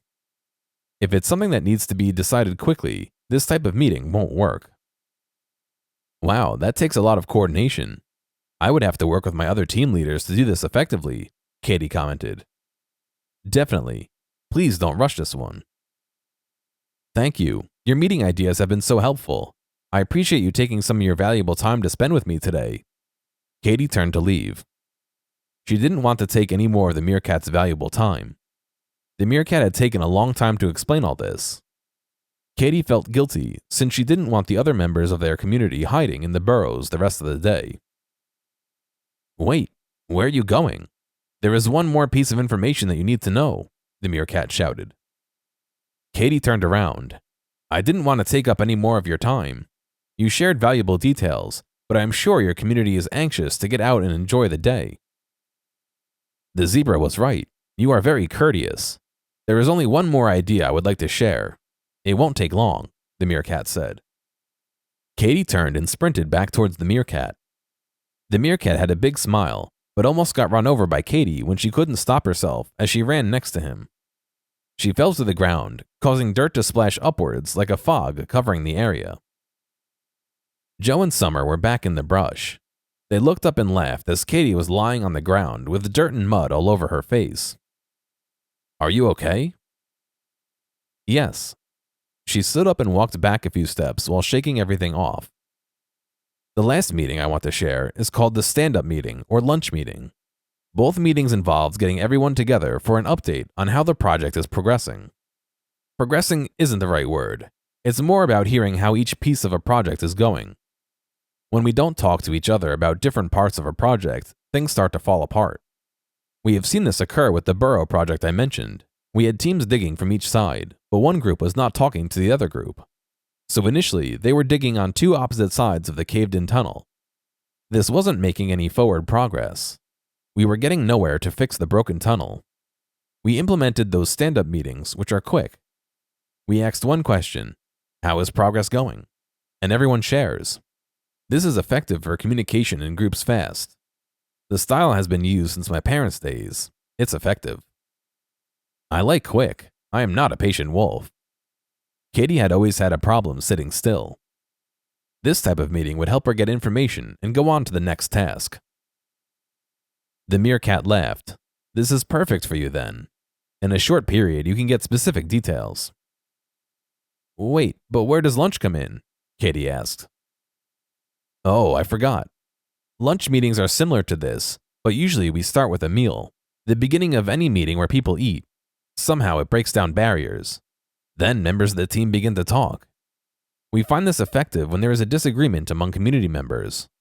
But bringing food to a meeting, the issues that were prevalent no longer matter. These are designed to be quick and effective in finding the core issue, then solving it.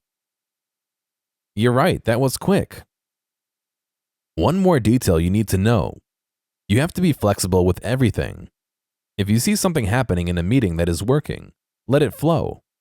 If the flow goes off too far, I use this tool called an idea board. This is a place where when we have an off-topic idea or an off-topic conversation, we take it and add it to the board. We then refocus on what is occurring in the meeting. Does that make sense? The meerkat asked. Yes, the idea board is a place to hold ideas while you focus on the original conversation, right? Exactly. Do you understand all of what I shared? Katie was overwhelmed. She had just gotten all this information, but how would she explain it to her two friends and then, even worse, implement it? I think so. There is a lot to go over. I am not sure I will know how to implement all this. The meerkat replied, Good. His voice was loud and commanding. Katie almost jumped back. I would be sad if you had said you understand everything right away. These things take time and practice. I have given you tools and a starting point. It's up to you to figure out how you will put it into practice. Remember, try one thing, then another. Don't try it all right away, the meerkat said. Can I come back and ask follow-up questions? The meerkat laughed. Anytime, but hopefully not too soon. He didn't want to deal with the scared community who would not want to come out of their burrows. The rest of the meerkats would be worried about a wolf coming to their home regularly. He would have to assure them that these were friendly wolves. The meerkat disappeared into his burrow. Katie said as he disappeared back, Thank you so much. I can't believe you spent so much time talking to me. I really know this will help a lot. Katie knew this was all she would get from him. She had many questions, like where she would start, how she would describe meetings, and whether they were any different from a conversation she would have with Joe or Summer. Her mind was going a mile a minute, but she knew this would take time to settle it. She had no idea what she would say to them as she turned to walk back to where Joe and Summer were sitting. It was like she had just forgotten everything she knew, and sat down. Summer spoke up first. You look exhausted.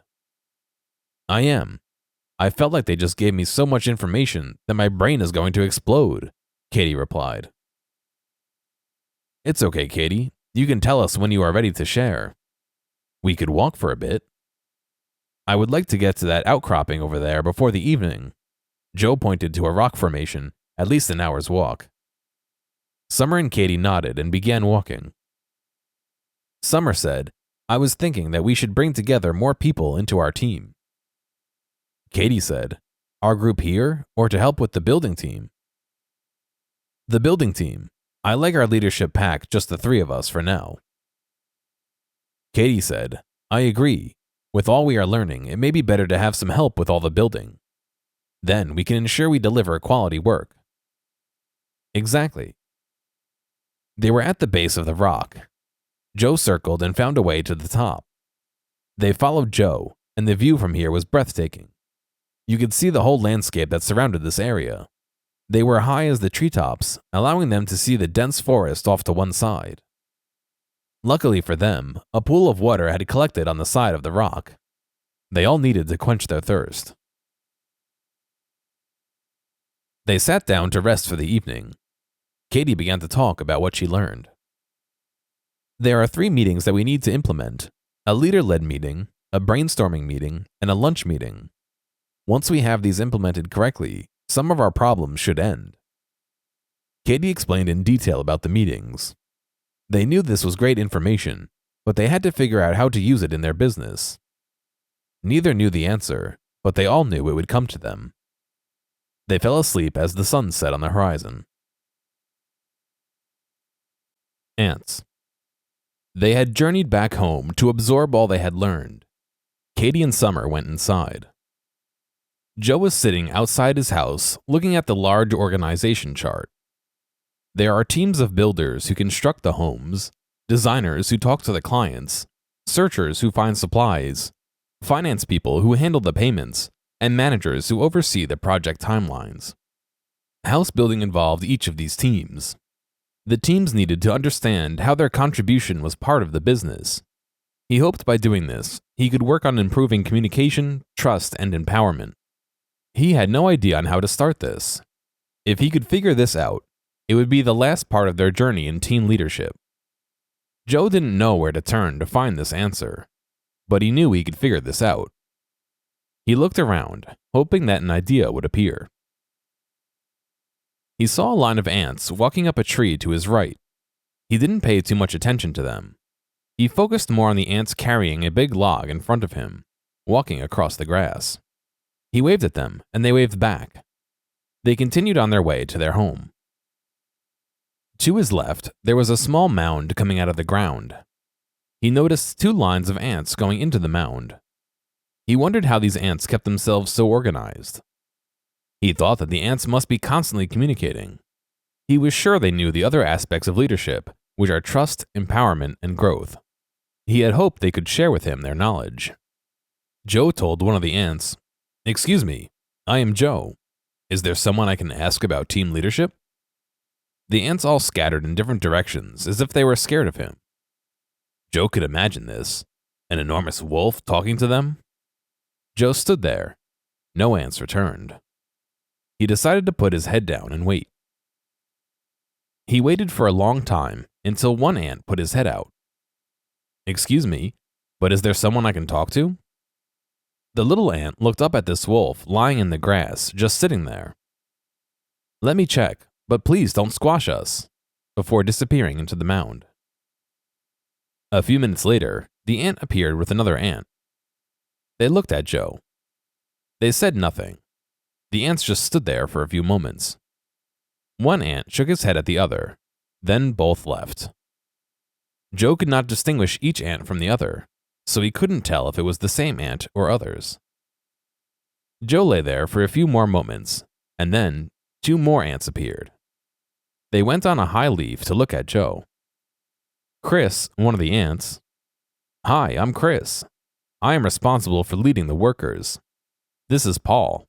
He is responsible for ensuring we have enough items to live. How can we assist you?" "I have been watching you for some time. I noticed the ants in your community go together in a line. I often wondered, how do you communicate?" "I don't think that communication is your question. I think you really want to know something else," Chris replied. "I really want to have my teams communicate so they can figure out things without having to ask every time there's an issue. It's all about the culture that you set for your organization. Are you the leader?" Chris asked. "Yes, I am the leader of the team." "Well, it's up to you to set the expectations that everyone in the organization will follow. When you go out, people look at you. If they see you helping out, then they will help out without asking. If your employees don't feel like they can do anything without your say, they have reason for doing that. Possibly, they had received direction from you or others in leadership that made them feel like they should wait before proceeding. The waiting for them to be told the next step is because they have been educated to follow this behavior. Did you do this?" Chris replied. "We don't do that, at least I think." Joe knew he didn't do that, but he did realize that parts of the organization did this. "I have to change this practice. My plan will be to tell people the end goal. This would allow them to focus more on building the home, our final product." Exactly. That is the first step to empowerment. It's telling your team where you want to go. Then you can give them some incremental steps to reach the goal. I have always learned from our culture that we never tell all the steps to the goal. We will lay out a process that helps promote positivity. Each team and individual have to learn how to get to the goals through trial and error. Learn it themselves? Really? Exactly. You want your staff to feel like they are making a difference. If they can't figure something out without a leader, how are they going to take initiative? Exactly. You want your staff to feel like they are making a difference. If they can't figure something out without a leader, how are they going to take the initiative? Chris stated. Joe was staring at Chris in wonder. Chris was saying what he needed to hear. He needed his people to feel empowered to do the work without him. Joe was feeling more burned out lately. He was fielding many simple questions recently, while his mind had to concentrate on finances and future goals. All of this was putting the world's weight on his shoulders and not giving him the room to empower his staff. Joe understood what Chris meant. When he was thrown out of his pack, he had to figure things out on his own. The mountain goat had taught Joe to look at things from different perspectives.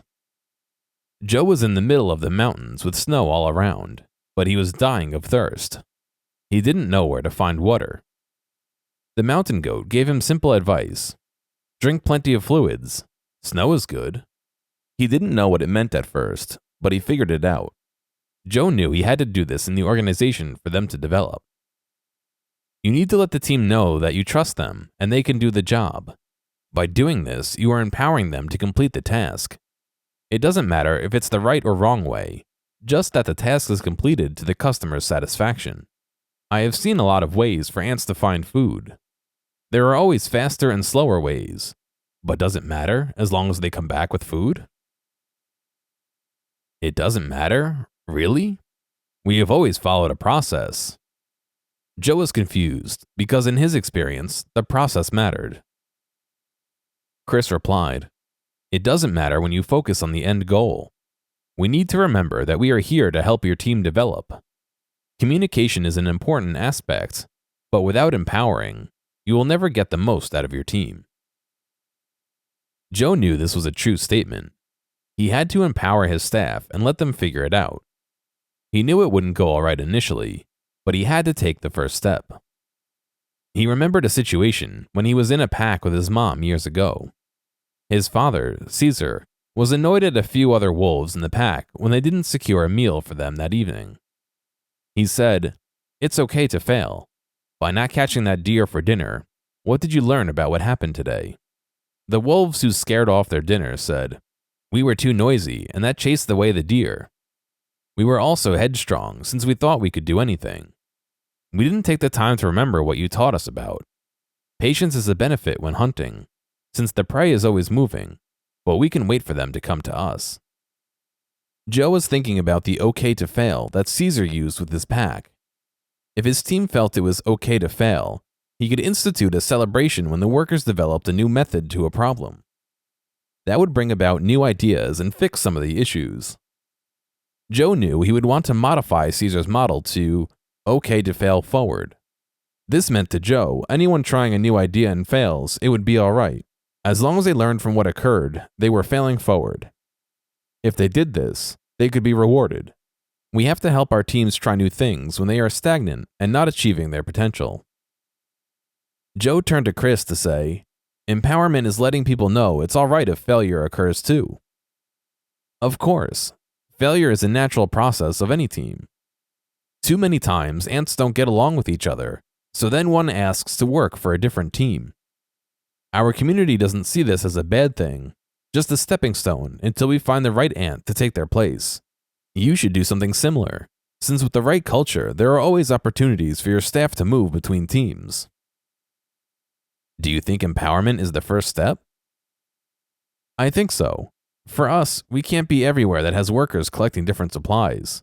We found that letting them solve issues when they are a long way away, they have higher morale and are able to complete tasks easily, Chris replied. Joe knew that this empowerment was the step he needed to implement in his business. You mentioned trust. How does the ant colony implement this within your teams? We have different viewpoints in the colony, but for me, trust is the idea that any one of the ants in this community could be my friend. We have teams working in all different directions in our colony. When we are making a decision in the direction where food can be found, I bring all my team leads together for a discussion. The discussion leads to two directions, and I tell them to pursue the directions you choose. I trust their knowledge of the surrounding area to find the best possible sources. This trust always builds upon itself since they feel ownership in making decisions. After licking his antenna, he continued, "Trust is the key part to our culture as a team. We have seen a team succeed or fail based on trust. We have implemented a project that requires multiple teams to collectively work together. If the project is delayed because a specific team doesn't complete a task, the associated teams begin to lose trust in that team. If this occurs multiple times, the teams will lose trust in leadership and could spiral through the colony. We try not to have this happen. Teams get delayed, but we try to pitch in wherever possible. It has caused some morale issues, but we try to smooth any emotions out when they occur. A team doing others' work is never good. To avoid this, our goal is to ensure all ants are successful. We work with our teams to build up relationships and trust across all teams, which allows others to empathize with what is happening across the colony. Wow, that is great that teams will help each other out. Do you train them to do different jobs? Chris continued, Sometimes, but everyone wants to help. We work to build trust in a way that everyone is included. Trust for us is built at the team. When a new member wants to join the team, we give them tasks to complete on their own time. We want to see if they care enough to accomplish the tasks in addition to their normal duties. If they complete the tasks, they will have passed our tests, and we assign them to the team. If they can't complete the tasks, we will send them back to get more learning. We encourage them to try harder and tell them they have opportunities to try again. We feel that all ants have a place in our organization. We find where each has expertise, then place them on the right team. Joe said, This sounds like leadership. It's not leadership specifically, it's how we help each ant find their path. Each of us has a path in our colony. Some ants know their place from when they are young. Others need help to find their place. We give each one the opportunities for peer mentoring, to shadow others and learn what is performed on each team. This in turn builds trust for the new mentees as they learn all the complex parts of the colony. We build trust with the individual ants early, then teams are always successful. Joe knew what Chris just shared was the key that he had to implement to make his team succeed. The process of just having everyone follow each other would be a challenge. He needed to help his staff find their path in the company. He had found his path through trial and error. It led him to build the team with Katie and Summer. Trust was developed for them by going through shared experiences. The same is needed for the staff in the company. Is trust something you build individually, or do you do this on teams? Joe asked. Chris said, We build trust through a positive reinforcement model, which focuses on developing the person and in turn develops the team. Paul, the other ant sitting there, had not said anything. He finally spoke up. When we develop the individual ant, we know their different expertise. We ensure all teams have a diverse set of skills on a team. The diverse skills allow the team to have different roles contributing to the objective. When we are sharing the objective, we tell the whole team. This prevents any one person from being pigeonholed to only do their role. Each ant can contribute to different roles if needed. We made more mistakes when we had only given each ant a specific role. Joe said, Mistakes. That is what we have been having. I'm looking for ways to help avoid this. Can you give me an example of something that happened and how you fixed it? Sure. We found when ants rush, they cause problems in the colony. Paul thought for a minute before speaking. We collect supplies for the winter. We sent a team to collect willow leaves to use for our beds. Instead of collecting willow leaves, the team collected maple leaves that are delicious but not good for beds. By the time we noticed, it was too late because they were already underground for the winter without enough beds. The only solution was to give 2 maple leaves for beds. It wasn't perfect, but we made do. When we asked the team that collected the maple leaves what happened, they said it was faster to collect the closest leaves for beds than walking to the willow tree. This team focused on completing the goal quickly. They didn't consider all the consequences. It wasn't a horrible mistake, but it affected the colony. We decided that going forward, that we focus on accuracy rather than doing tasks quickly. Joe sat in the grass but didn't say anything. He was wondering if he had team members doing this. There are ways he could do things quickly. He asked himself if this type of work had caused some of the recent mistakes. He was thinking about the house on the hill. It needed additional support so it would be more stable standing on the mountain. Instead, the team built a flat home without the supports, which would not be secure for that location. He knew this was a mistake due to rushing, but they had to fix it before anyone could live in the house. Joe asked, "How would you avoid these issues, like the maple leaves in the future?" We decided that we would focus on quality to ensure we get the right materials, even if it takes us longer. Since then, we haven't ever had the wrong leaves for the winter again. Joe knew that quality was the correct answer, but wondered if there was more to trust in communication. Is trust and communication linked? Joe asked. Yes, in our colony, we communicate easily by ensuring everyone knows the objectives. We share all the details, even when things change. We reshare everything, Chris replied. What do you mean you share when things change? We share information with staff, but it's never completely understood. It's easy and difficult at the same time, specifically for us. It's easy for us since we tell our leaders, and they are responsible for communicating it to the teams. These teams are about 10 ants or less. This ensures everyone knows their leader, who they communicate with regularly, and it's easy to share changes and objectives, Chris replied. How are you sure that it's communicated? Within organizations, managers don't always communicate everything. It depends on the culture of your organization. We have instituted a culture of sharing that everyone values. By doing this, everyone feels connected. Sharing is commonplace for us.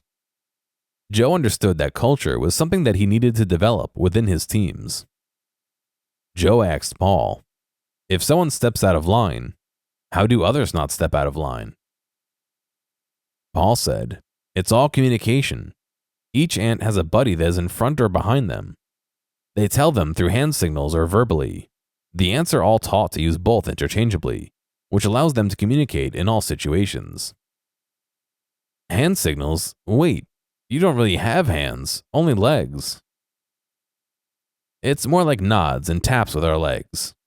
We have developed a sort of language that allows us to understand each other. It is vital for us. A few years ago, Peter developed the hand signals when he was trying to communicate between teams on different trees. Peter taught the other teams. They loved it and adopted it quickly. Then we added it to our learning program, Paul replied. Joe looked baffled by Paul's statement about learning programs. Paul continued, "When an ant is ready to join a team, you need to spend at least a month learning the specific processes and customs. We have found teams that are successful when they form standard practices to communicate. In the worker team, they use a term called LIP whenever there's an obstacle in the way. It is short for login path that needs to be moved, but it applies to anything that is blocking their way to the destination. It is quick, easy, and allows the message to get across to the whole team so they know they have an obstacle that has to be cleared quickly. By using an acronym, problems are quickly shared. We also use names for different entrances and exits. This allows us to know where to go in and out of the colony." Names? You name your doors? You don't just use 1, 2, 3, or 4? I know that is what we call our areas, 1, 2, 3, or 4, depending on where you need to work, Joe said.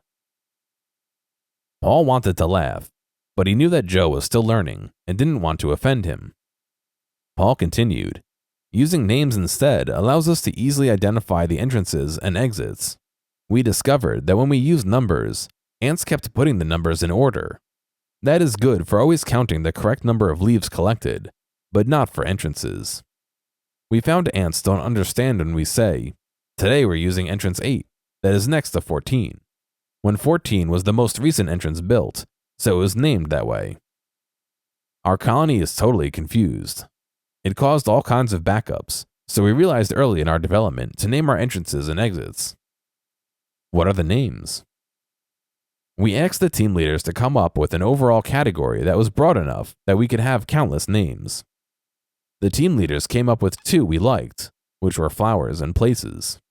We chose places, then named entrances and exits maple, jasmine, evergreen, brick, etc.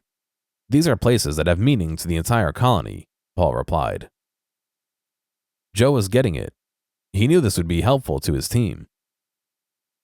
"Thank you for describing names." Joe sat for a minute before asking his next question. Do you ever find miscommunication between different groups, such as between the diggers and the worker ants? Paul laughed, and Chris interrupted. All the time. Chris said, "Last week, the digger ants took down one of the main tunnels we used to collect supplies. They didn't let anyone know. At least the leaders thought they didn't. There were lines of ants waiting inside that couldn't get out. The ants were all frustrated. I ended up talking to the leader of the team. The digger team had sent out a message to their leaders about the needed tunnel repair, but whoever they told in our leadership had not communicated it down to us, which was unusual. We had a mess until we told the diggers no one had been told. The diggers realized the dilemma, then worked out an alternative way to get out. After the traffic jam was resolved, I had a talk with my leaders. It seems they were informed, but ignored it at the time, since they had gotten numerous messages about tunnel work recently. They thought they had communicated it to their teams multiple times, but they didn't realize this was new information." Chris breathed and said, "I didn't say it to them, but this will be a big problem for us if our leaders don't read what other teams are doing in detail. It could easily cause more delays for supplies and bring down the morale of the colony. I want to ensure communication between leaders is more effective. I plan to meet after our talk to break down these silos and enhance communication." "How will you go about breaking down the silos you mentioned?" Joe asked. "I plan to talk with the ants on the digger team at the higher levels to ask them to include me on the communications. I will then meet with the leaders on our team to discuss what was missed in the communication. In the discussion, I will ask them, how can the messaging be improved so our relationship with the digger team stays strong?" Joe said, "Yes, communicate between your silos. That's important. Do you always have to go up the chain and back down to get the message out?" "Unfortunately, that has been our internal structure, but it isn't working. I'm trying to propose an alternative solution, similar to what we communicate colony-wide with hand signals and acronyms." Joe knew he had seen this exact issue recently. The silos were not communicating, and that was causing other mistakes. "The key to empowering your colony is to focus on trust and the communication you built?" Chris replied, "Yes, it's the focus. Even with these silos, it's the steps we need to make us work together." "Thank you both." Chris and Paul both said, "You're welcome. Come back anytime." Joe turned and walked away. He had more answers than he expected. His mind was racing with all the information the ants shared. He didn't know precisely how to implement all these lessons, but he knew if he had the passion and drive to conquer them. Team meetings implementation. Katie was impatient. She wanted to take some of the lessons she learned from meeting with the meerkats and implement them. Katie was designing a house, but it wasn't going well. She knew she needed to work with the scavengers team to find suitable wood. She had to figure out a way to have them work together. Instead of waiting to make a plan with Joe and Summer, she decided to pull together her best scavengers. She asked 3 of the raccoons and 3 of the squirrels to meet for a discussion. The raccoons, where their night eyes could see it in the pitch black, could always see wood that would help them. The squirrels she had recruited were the daytime team that was always busy from sunrise to sunset. Collecting supplies and spotting wood was easy for them. The objective was to have them communicate better about how to locate the trees they marked on their search. There had been issues with finding the trees these teams marked in their travels. She had sent staff to collect the trees, but when they arrived at the spot, they couldn't find the trees. This was causing some difficulty in keeping up their goals. Katie thought they could devise solutions if she could get these scavengers together. Picking a bare spot in the forest where a few rocks littered the area gave everyone a good view of each other. "Thank you all for coming. I know it's late for the squirrels and early for the raccoons, but I truly appreciate you taking the time." She always thought it was better to compliment them before discussing. Choosing Twilight, which was not ideal for either team member, ensured that one member didn't think she was favoring another. She continued, "We've been having some trouble locating the wood from your scavenger missions. We sent a team out 2 days ago to a couple of the spots you identified, but they only came back with broken pieces of wood. I know there is wood that you spotted out there, but how do we better identify the locations?" The raccoon said, "It's not our fault, it's the collectors." If they follow our lead, we can direct them exactly where the trees are located. Katie replied, "We aren't here to cast blame on anyone. We know that you are doing great work. We wouldn't have been able to make as many houses without you. We truly appreciate what you do. Our goal here is to focus on how we can make improvements." "Thank you for explaining. I thought you called us here because we did something wrong. We seem to get blamed for stuff we didn't do, especially when we do the searching and scavenging when everyone is sleeping." The raccoon turned to his two mates and said, "Remember the time we got blamed for knocking down the beaver's logs when it was a bear that was hungry, turning over everything for a meal?" Another raccoon responded, "Yes, but we didn't get blamed for those 3 garbage pails we scavenged for an appetizing meal." Another raccoon replied, "Yeah, remember how we got away with it? The store owners blamed those humans. Ha ha ha." "We are focused on how to make improvements. It's great to hear about your adventures. Can we do it at another time so that we can stay focused on this conversation?" The squirrel said quietly, "We sometimes have trouble identifying where the tree is located. We don't know how to give you a specific location so others can find it." The squirrels were always the quiet team. They focused on their objective and were never interested in making noise. They would like to go about their work collecting for the winter without anyone noticing them. Katie said, "That's understandable. Can we brainstorm a way that it would be easier? The only idea I had was putting rocks near the location." The lead raccoon interrupted. "Rocks? Huh. Why can't we just say it's 4 trees off the lake? Your team should be able to locate it." Katie said, "That is true, but which 4 trees? The lake is a large oval shape. We may be starting off on the opposite side of the lake. We wouldn't know which 4 trees from the lake and where on the road to collect them." "Road? That's the dangerous side. Why would you ever go over there?" Another raccoon spoke up. "You make a good point. We think the roadside is dangerous, but others may not." Katie said, "What about the rock idea? Could we put a rock down by the trees you identified that would be good?" "I'm not sure how we would carry a rock," a second squirrel said. "Well, we could put rocks down in the areas we are looking, then move them if we find something." "Yes, that could work if there was a central pile that we could use. I just don't want to be carrying a rock around when I'm using my paws for other things." The second squirrel replied, "Sure, if we had a small pile of rocks. It might require a little back and forth to the location, but that would be easier than carrying a rock around all the time." The raccoon said, "A rock pile would work, but we may need a few piles. We move around, almost never stay in one section of the forest." The second raccoon wasn't convinced. "How would we identify the rocks? There are so many just lying around." The raccoon said, "What if we made them different than the others?" The squirrel jumped in. "Different? What do you mean?" The raccoon said, "Well, what if they were a different color?" Katie sat quietly, listening to the back and forth between them. She was delighted with where this conversation was going. She thought about it. We could have other team members create different colored rocks. Before Katie could say anything, the squirrel jumped in. "Different colors? How would we do that? There's no way we have time to start making rocks of different colors." Katie spoke up. "There is this red clay that exists near the other side of the forest. We have gotten stuck in it a few times. It makes our paws reddish for a while until it finally washes off. We could have other teams use the clay or other materials we have in storage to make colored rocks. Would that work for you?" The squirrel said, "That would work, but please don't make the rocks too heavy." The raccoons just acknowledged with a nod of their head.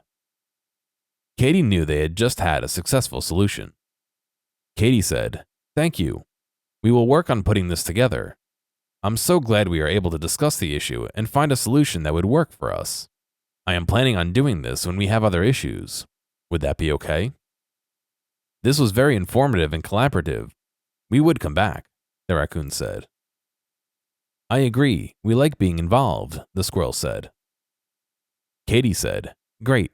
Let's plan to meet next week at the same time to review the colored rocks." The teams dispersed into the forest. Each seemed to go their own ways, but Katie just sat there for a few minutes. She wanted to review what had just occurred, but then she heard some noise in the brush just out of sight. She crept into the brush to see what was going on. The second raccoon and the second squirrel were talking in the brush. She couldn't hear what they were saying, but she was delighted that they continued to speak after the conversation. Katie had hoped that the talking would continue. It was the only way that this would work. Katie was excited to tell Joe. Joe was delighted that this was the first step in breaking down the silos that existed.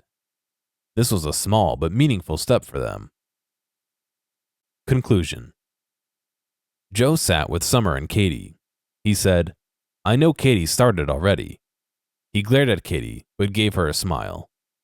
Joe wanted to teach her that having a plan is better than jumping in. But it went well, so he was delighted. Joe continued, "We have learned so much, and I'm going to talk with Crane before implementing these changes." Summer jumped off her chair. "Wait, you can't talk to her. Not after the way she talked to you." Joe said in a calm, patient voice, "She had a right to be frustrated. I think I can convince her to come back with our new plan. If she comes back, we will know we can get others on board that may have low morale among our teams." Summer protested. "Joe, she may cause more trouble for us. She can just start telling people that we can't manage, and things may get worse." Joe said, "You are right. Things may get worse, but I like hearing others' ideas. If Crane has ideas that are meaningful, we should listen. I love all that we learned from elephant, zebra, meerkats, and ants, but we can't implement them all at once. It will take time." Joe continued, "I have grown and learned that if we are going to make this company a success, it has to be about all of us. This includes all staff, leadership, and scavengers. By us all working together, we will be better. My first step is reaching out to Crane." Summer said calmly, "I know hearing others is important. I am just reluctant to cause more problems." She had her head down. She was scared this could affect the three of them. Joe paused and took Summer's paw. He stared into her eyes and said, "Summer, nothing will change how we care about each other. You two are the most important things in my life." Joe said, "We are going to work together on this.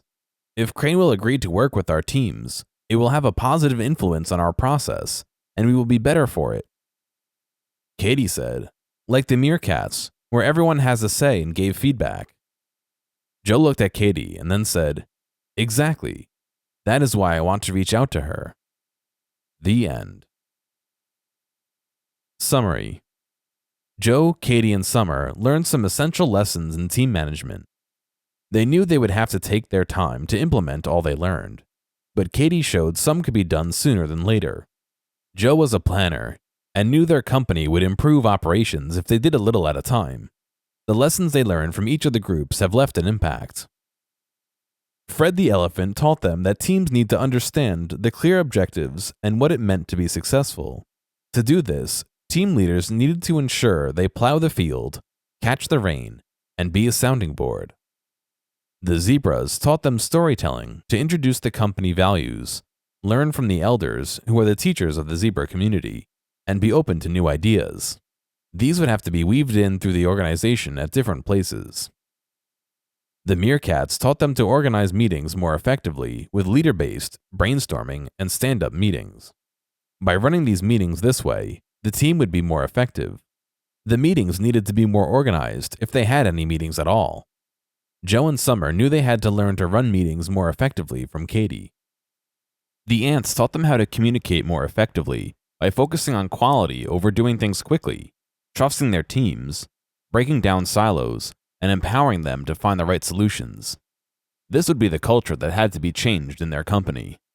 Each group they met had different approaches, but added valuable leadership ideas. This journey helped them to learn about team management, which may be different for each group, but with the knowledge gained, they can use it to organize their team into a better working unit. Joe knew he would begin planning to implement the elephant's 3 rules. His focus is on building confidence in the team. Summer planned to ensure they knew the processes and where they came from, bring specific team members to suggest improvements that would make them more effective. Katie planned to continue improving meetings with additional collaborators. She knew other things would fall into place if she could improve meeting communication. Joe, Katie, and Summer are all taking the first steps towards a better organization. Each organization can follow their lead to make changes that would allow them to provide better services to the customers. Quality over quantity always wins out in the end. Part 2. Explanation. From the fable, we learn that teams are an essential aspect of everything we do in our lives, either personally or professionally. To accurately understand these concepts, we must understand how to apply them. Most managers I have worked with always start with, "I need more time to integrate these lessons into my team because I focus on completing the work." That is true, but our teams may be suffering if we don't give that part of our focus. In the technology field, change is constant, so we're constantly dealing with issues that need to be solved. Any change won't happen immediately, but doing nothing will hurt the team. I decided to implement these slowly so the team could embrace ideas and focus on the issues at hand. Just start your plan. Teams are very resilient. As you build upon your ideas, they will work together to create solutions, which will always outpace the individuals doing it alone. 3 rules from the elephant. Fred the elephant outlined 3 rules in meeting objectives that all team leaders should implement to avoid micromanagement, but they can be used in countless ways. I will break down each one here to see how we may use them. Plow the field. When we prepare a field for planting, we remove all the rocks, weeds, and grass to ensure the ground has all the nutrients for a successful crop. A team leader should do the same when we start a team project. A good team leader sets out a plan that ensures success by removing any roadblocks from meeting the objectives. The best way to do this: work with stakeholders to have an agreement on what is considered a completed project. Before the project starts, ensure you have the appropriate finances to fund the project from start to end. Allocate the resources. Ensure that the people needed to work on the project have time allocated on their calendar for this project and eliminate any tasks that may distract them. Communicate to customers. Ensure the customers know the timetables and any risks associated with the project. Many other details exist, but as the team leader, you must ensure you prepare any project. Too many tasks in business are started without prior planning, and they fail. We want to avoid this at all costs. A team leader who identifies them first will ensure the projects are ready to begin. Removing any roadblocks that might be in the way enables you as a leader to proceed towards the objective, plowing the field. Catch all the rain. Rain is pouring down on a field, and farmers try to catch as much of it as possible to water their fields. The farmers never want to overwater a field because the crops will be washed away if it floods. Expert farmers know they need to divert some water to the fields and others to reservoirs. You must do the same as a leader. Team projects always have colleagues, stakeholders, partners, and customers asking them to handle more tasks. These additional side projects can overwhelm any team, which makes them never work on the original objectives. These side projects might be other paperwork, budgets, multiple meetings, reports, or additional interactions that should have been planned in for the plowing the field stage. I consider all this the rain that comes pouring down on successful teams. When this rain is pouring on top of the team, they feel like they are being drowned with additional responsibilities. We never want our teams to feel like they are drowning in work. Leaders know that teams need breathing room to explore all the project possibilities. If they spend time with additional work, they can't find creative solutions when needed. Teams need to catch the easy answers, i.e., rebooting your phone, rather than fiddle with the systems for hours because their mind is distracted with useless work. Great team leaders sort through all their requests to assist the team. Avoiding this is the key, so the concept of catching all the rain is to organize any of the side projects, prioritizing the specific ones that focus on the objective and eliminating the ones that are not relevant. This challenging task requires the team leader or designee to be a gatekeeper. The benefit is that the team will be focused on the objectives. The downside is that the customers may feel like they are being neglected since their side projects are not being worked on.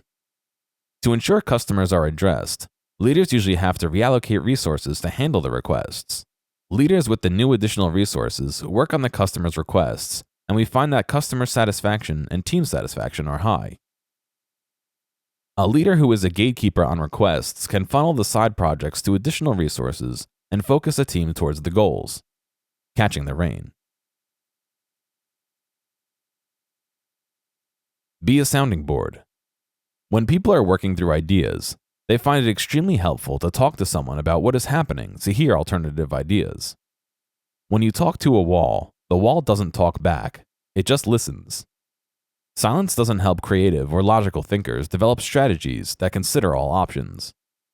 As a leader, you need to break the silence for your team. Teams are focused on completing a task, either fixing a system, teaching information, or developing a new idea that could enhance the company's bottom line. Whatever it is, teams are made up of individuals. We all have different backgrounds and experiences that we bring to our teams. As with any group of people, there are times when individuals handle things differently than others. Not in a wrong way. Their work style is just different from others. We as leaders must understand this to help listen when different perspectives don't mesh. As a leader, you can offer your teams an open door policy, one where you can allow your staff to reach out to you and have a discussion. This can be physical or virtual, depending on your structure. To be that objective sounding board, you, as a leader, must refrain from passing judgment or trying to fix the problem in these conversations. The focus here is to help your people talk about the issues affecting them. During these conversations, you should brainstorm ideas to help the individual return to their comfort zone. If there is something apparent that you could do to help them, avoid suggesting it during these sessions. Allow them to reach the conclusion that they see from the interactions. I had a leader who used the method by Dale Carnegie to ask open-ended questions and actively listen during the conversation.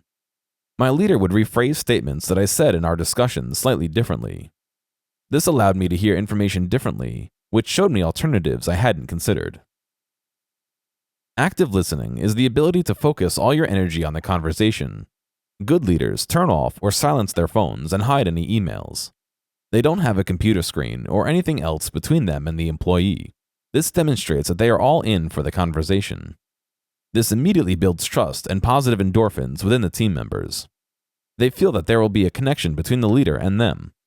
Leaders with these interactions have high morale in the organization, and teams constantly outperform objectives. Leaders need to be sounding boards to gain the trust of their employees. When leaders are closed off and self-involved, their employees feel they are not approachable when they need to bounce ideas off someone. This leads to lower morale and a breakdown of communication that can hinder the group from achieving its goals. Enclosed is an example of a conversation that is open-ended with a father who is acting like a sounding board. In New York, a boy goes into his father's study and asks, "Dad, do you have a minute?" The dad turns away from his computer and says, "Sure, son." "Dad, I have an issue. My friend doesn't want me to study with him anymore." "Why do you think that has occurred?" "My friend seemed frustrated after our study session today. He didn't seem to get any work done." "Did you get any work done?" "No. I kept talking to him about other things in school, like the sports team and the changes to all our classes." "Why were you talking to him about other things?" "I was upset by these changes. It was not allowing me to focus. By talking to him, it helped me to not be nervous about everything." "Is there anything you can do so this doesn't happen in the future?" The son was thoughtful. "I guess I can stop talking about these things and focus on work.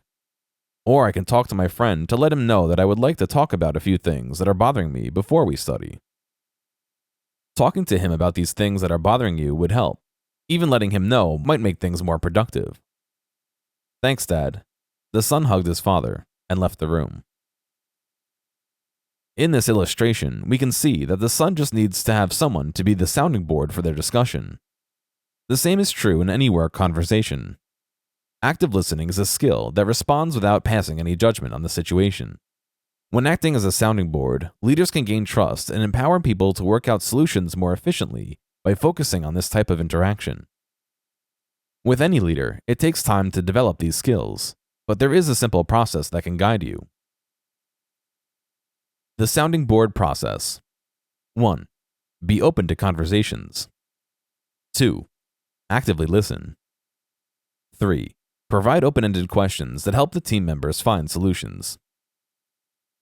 Leaders who allow team members to communicate, actively listen, and provide leading questions in a no-judgment zone. They are giving guidance that will build teams that have high morale and outperform objectives. The sounding board. Objectives and success criteria. Projects that launch without goals, participants, stakeholders, and success criteria are doomed to failure. Team leaders must find ways to develop a better structure that will give ample opportunity to ensure all team members know what needs to be done and how to meet the objectives. Here is a sample outline that we have found successful for our projects. Enclosed in the resource area, you can find a doc and PDF version for you to use on your future projects. Outline. Name of the project. Team leader. Date. Description of the project. Objective. No more than 4 sentences. Bullets are better. Timeline. How long will this take to complete? Areas/departments. For internal projects, write who is on the team. If it's external, include client names here. Leaders. Who are the leaders that support this project? Success criteria. What 5 or 6 bullet points will tell you the project is completed? Dependencies/risk. Are there any other things that must be completed before we can succeed? If they exist, document them here. Are there risks that may impact meeting the success criteria? Acknowledging them here will help your team know these may be a factor that will affect the outcome. Design your own philosophy. Leaders must work to design their own philosophy. To do this, you must apply the 3 leadership skills you learned to your career. Here are the questions for you to consider. 1. Ask at least 2 friends what are the things that they see that define you as a person. You are seeking 10 words that describe who you are. Write them down here. 2. Use the above list to write down which of these top 4 words defines you. If something needs to be added, add it below. 3. What words that describe your personality? Which of these words would you want to use in helping others meet their own objectives? List a maximum of 3 terms. 4. The 3 words you shared in the previous question are the basis for your leadership philosophy. Consider how these define you, and write a 1-line statement utilizing the thoughts that resonate with you. This statement is your philosophy. It will be challenging now, but you will develop it over time. Leadership philosophies will help you define your objectives and actions when working with people. Zebra lessons. Storytelling and learning. Storytelling/traditions is a powerful method that leaders use to explain situations effectively. A process is a way of completing a task. The process is just a set of guidelines that show a person the steps to complete the work. It doesn't provide any value and is almost always forgotten after completing the task. It's not something that stays with them. On the other hand, a story can stay with a person if it can make an emotional connection that allows the receiver to relate to the characters in the story. The story gives a leader a way of communicating information that can have a deeper meaning than just a process to follow. The guidelines for stories always revolve around a few characteristics. 1. Always share something that can resonate with the team. 2. Ensure the topic is relatable to the group. If you're meeting with accountants, discuss something about finances. Talking about cars won't relate to everyone in the group. We always must know our audience. 3. Share something genuine. Leaders use personal anecdotes or share something that they are passionate about. The more the listener can feel your emotion, the better they will listen and relate. Story example. I'm a passionate person when it comes to movies. I especially like the movie called The Replacements. One of my favorite scenes is near the end of the film when the football game is on the line. A reporter asked him, "What does the team need to be successful?" The coach says, "Heart." We have all struggled in the last few months with increased costs and low morale. I have never let that stop me from looking at the bright side of every situation. Each one of you are the heart of this team. I wouldn't be here without you, and I wouldn't want to do this job without you beside me. Thank you for always being there through thick and thin. This story will resonate and be remembered because it lets his team know how important they are to the leader, but also relates to what he is saying in the movie he liked. You have to find your examples that mean something to you and can demonstrate your feels to the team. I have seen people relate it to sports they play or family situations. Whatever is important to you, share with the team, and they will know that it is genuine. When writing a story to help lead, think about how this came across. Learning from elders. Learning from mentors who have been in an organization longer is how you can grow from past experiences. We are always focused on new innovative ideas, but there are times when ideas have been tried in the past and have yet to work. Learning about what has occurred in the past is how you can improve. We don't want our organization to be stuck on a hamster wheel. running in circles and never getting anywhere. This is no way to build a career. Lessons learned from the past can set us on a path to improve and make it better. We have to understand that if we keep doing things the same way over and over, we aren't going to change or improve. With any team, you will be stuck if you don't have the opportunity to change. Think about the organizations that don't change. What happens to them when they fade away from memory? There used to be a company called Blockbuster, a retailer that rented DVDs to customers before streaming existed, but they were too slow to evolve. They kept doing things the same, and the company has now vanished. Another example is Toys R Us, who partnered with Amazon as their exclusive toy distributor. Amazon didn't follow through on the deal and let others sell toys on their platform. By the time Toys R Us got out of the agreement, they had missed the opportunity to develop their own e-commerce website. We are creatures of habit and would like everything to stay the same, but things rarely ever do. We see changes occurring rapidly. Now, we must work to embrace what we have learned to be better prepared for the future. It is vital in teams that the best leaders are the ones that learn along the way. The learning brings better results that help all team members achieve. Open to team ideas. Openness to ideas and clear communication are the essence of outstanding leadership. Teams that communicate often feel more connected to each other and share ideas across the business. We have gotten to a point where people are discouraged from sharing or having disagreements. Keeping everything in doesn't encourage a positive environment where teams can learn. Open communication within areas are built on trust that we have learned in the elephant's lessons. Organizations that blame each other and don't have that trusting environment try to be open before they are ready, which causes the business to suffer. Staff across the organization have negative feelings, which can run any business into the ground faster than any profits could be achieved. People are strange when they don't know something. They develop their own thoughts and create rumors based on those thoughts. Rumors lead to misinterpretation of facts and understandings of what is happening in a business. Large organizations think keeping things quiet is the best way to achieve results. This makes the rumor mill the best way for organization members to find information. It's only sometimes correct information, but it's highly effective in finding out what may be occurring at the highest levels in a business. The rumor mill is, unfortunately, sometimes the heart of the company if large organizations don't communicate the truth. The best way to squash this would be to share more information in multiple mediums so that people can always fact-check anything that happens on the rumor mill. Feeling connected is an essential aspect of a team's success. To achieve this, you need to have constant and clear communication. Some organizations use email, social media, and town hall meetings to ensure the correct information is offered to all within the company. All of these methods have positives and negatives. The best way to stay on the positive side of communication is to ensure your focused communication is accurate and succinct. When too much information is shared simultaneously, some people will comprehend all the details, while others will skim. The best way to ensure teams are connected is for leaders to interpret the company-wide information into specific bullets and share this. When speaking to colleagues who are team leaders and management, employees consider this a highly effective method. The Zebra Summary. The Zebra's lessons taught us that teams are made up of many different people that have different qualities that bring a group together and succeed. This simple solution in their mind is storytelling. Respecting each other and talking is the answer for teams to build cohesion. It may be that simple. We can change our teams by using these ideas. Teach processes through storytelling and allow elders to mentor new team members so both feel empowered. Each person is an individual. Find a way for meerkats. Meeting. Katie learned in the story that meetings and communication are essential for team leaders to ensure we can keep our projects meeting objectives. Leader-led meetings. Leader-led meetings are what you expect to be a regular meeting. This is where a supervisor is talking to a group in a meeting.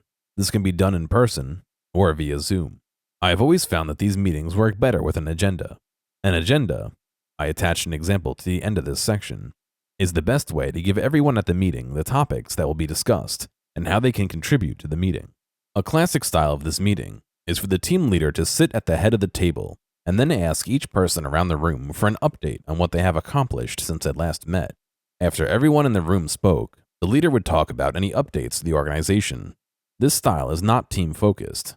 It meets all the criteria for a meeting, but sometimes people zone out when they are not interested in what other team members are sharing. A second style is for the leader to mention project deadlines and then ask each member to share how their areas are progressing. Each member is asked to share who else they are working with to complete their part of the project. This additional person would then be asked to share with the initial person. By sharing the tasks and updates, they can provide a more detailed picture of the project status to the leader. This style is better than the classic style for team management, since you are focused on the objective. More people are engaged, since missing an update could affect other project parts. A third style is for the leader to appoint someone else as the facilitator of the meeting. This person would start a discussion topic that has come up in the team since last met. The objective is to engage the group in open communication without the leader being present. This leader only talks if they need to add additional information. This is focused on how to have this facilitator lead the meeting to find out how about the project. This is a mentoring opportunity for the leader. It also allows all the team members to openly communicate without being directed. This last method is completely team-focused and helps build trust by enabling others to oversee the meeting. All of the leader-led meetings are used in the department of a company. They are predictable to all the employees, so they are designed to be non-threatening since they know what to expect each time. The predictability is good, but it can still leave some topics not discussed, which is problematic. But any of these methods demonstrates to employees that the leader cares. Leaders could be better, but each attempt allows employees to feel that their impact matters to the company. Tip: a short discussion on a topic for 10 minutes can be very effective in covering high-level points. If a meeting topic continues for 20 minutes, stop the conversation. Schedule a separate meeting to discuss the matter to give it the attention it deserves. Brainstorming meetings. These meetings are specifically geared toward developing ideas for the team. It is assumed that the team already knows the objective, but needs to understand the variety of options necessary to complete the project. Brainstorming meetings are my favorite types of meetings. A brainstorming meeting is focused on developing multiple ideas on how to solve the problem. Generating ideas is focused on the leader facilitating the discussion and asking open-ended questions that make the team think about the situation. Each group would work individually to develop a minimum of 6 solutions. These can be anything from building a solution with technology to working with outside vendors or some wild guesses. That is why sometimes wild ideas help people generate other alternatives that should always be considered. No matter what the ideas are, the more you can generate, the more it will allow the larger group to figure out which is feasible. I remember my boss asked me for the WAG of a project cost. This was my wild-ass guess, because he needed the general idea of a cost. It would be a partial analysis, but it gave us a starting point. From that point, we could brainstorm the various parts to see the actual costs. An example: we decided to implement a new Wi-Fi system at our university. We were focused on offering the best experience since we were experiencing trouble with the current vendor. We scheduled the meeting with a few teams: the technology, the implementation, the client, and the management teams. Each team member present was given a post-it notepad and then instructed to write down at least 3 answers per question. No speaking or using technology. Write down 1 reply per post-it note, but more than 3 possible answers are desired per question. After each question, we gave the teams 45 to 60 seconds to write down their answers. Sometimes, questions arise in this section, so I pause before asking my first question, since it may take a minute for everyone to grasp the concept if they haven't done one of these sessions. Explanations would happen later in these sessions. Quick answers are best. 1. We then started brainstorming sessions by asking each team member to answer this question. 2. What experience did we want the client to encounter with the system? 3. What is their biggest worry about this implementation? 4. What is the best timeline for this implementation? 5. What do you think will be a successful implementation? After everyone wrote all this down, we collected them, posted them on the whiteboard, and began to address each item in a more collaborative discussion. We go around the room and ask each person to explain their ideas. 1. No one is discounted, and the team will review every suggestion. 2. Each team member discusses their points, and the team decides if it is worth considering by adding a star to the post. 3. After each idea is discussed, the team needs to eliminate the ideas that aren't feasible. 4. The objective is to narrow it down to a maximum of 3 ideas or less. The leader then works to come up with a short description for each proposal that is going forward. The team would produce a 1 or 2 page document to share with senior leadership, a recommendation of which ideas the team thinks are the most reasonable. Senior leadership can use this as their guide to make a final decision. A brainstorming meeting can be a team-building moment. This is a shared experience opportunity for your team to work together, collaborate, and hear concerns from all different sides. When you implement this type of meeting, You break down everyone's anxiety and help them overcome their concerns. Team members in attendance will understand the goal and may be on different pages when they start any of these brainstorming meetings. After the conclusion of the meeting, attendees understand where other points of view are coming from. Teams that have done this are more prepared to deal with surprise situations than ones that haven't. Stand-up meetings. A stand-up meeting is a 10-minute or less meeting. Retail organizations have this in the morning, with the team standing in a circle.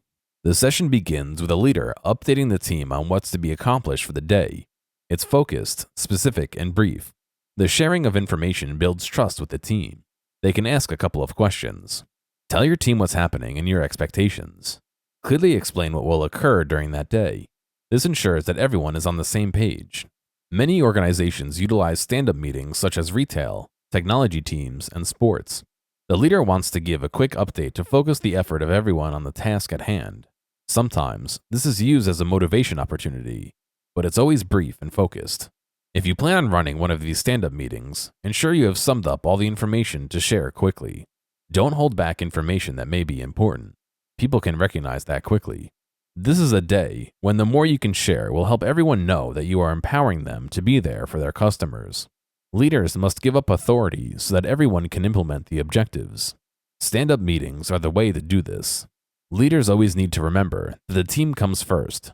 By demonstrating this daily, they will always be there with you in the good and challenging times. Agenda. In any meeting, an agenda is vitally important. The agenda is a straightforward document with the name, date/time, and location at the top.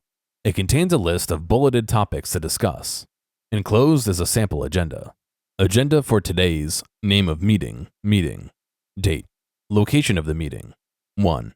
Discussion topic on changing our marketing strategy for a pitch competition. 2. Awards. 3. Recognition of team members. Kelly, Roger. 4. Plans for the next event. Meeting with outside partners. Meeting with internal partners. Follow-up discussions on strategies moving forward. 5. Budget. 6. Next meeting date. The ants. 3 objectives. The ants taught us 3 key objectives that leaders need to embrace. Here are brief summaries of each. Empowerment. Leaders to excel learn to empower their teams with information. They share what they need to know, then let employees ask questions to dive into the topics with as many details as needed. As a young leader, I remember when my vice president, VP, met with a list of top issues we would need to discuss. They included email issues, too much storage, and the transition to cloud solutions. He would explain that we would be moving our central personnel systems to our cloud provider. The team would ask questions on timelines, resources, and financial risks. These conversations were focused and productive. Then, he empowered us to devise a plan for each area. This trust in us was his empowerment to teach our teams. He knew we would devise a collaborative plan and then allow us to execute it. He never asked about the details. He was focused on the high-level objectives to get the project completed. The empowerment he granted allowed us to feel dedicated and driven to meet his goals. Everyone had a feeling of ownership towards ensuring the VP met his goals. There was no backstabbing and not sharing details. Everyone cared about each other to ensure we kept on track. Empowerment can ensure teams can efficiently work on their project and know that the VP has their back. They don't feel like they are being put out there without support. As a leader, when you can do this, you will get results you could never have imagined. Empowerment. Focus on helping each person grow with their path. As a leader, you must provide technology, motivation, and guidance for people to succeed in their careers. If you can, they can conquer any objective in front of them. Our goal is to always develop people, not only to complete the work. Trust. Trust is our leadership ability to share the whole truth with your team. It's our openness to let them know a company's financial state, the status of projects, and the weak points inside of an organization. That will show our trust in them. 1. The first step in building trust is the sharing of information. 2. The second step is demonstrating as a leader you can relate to what is occurring with your team members. 3. The third step in building trust is listening to my coworkers. Hearing about their families, successes at work, and failures allows me to see life through their eyes. Listening can provide you, as the leader, the guidance and direction that isn't said in everyday conversations. These are the steps, but trust is knowing that you can rely on them. It only happens slowly, but it can be built. Leaders need to accept that they are the ones who hold the ownership to build this two-way street between the leader and staff. This requires us to have complete confidence in them, and in turn, they of us. This is what the key to trust is in the workplace.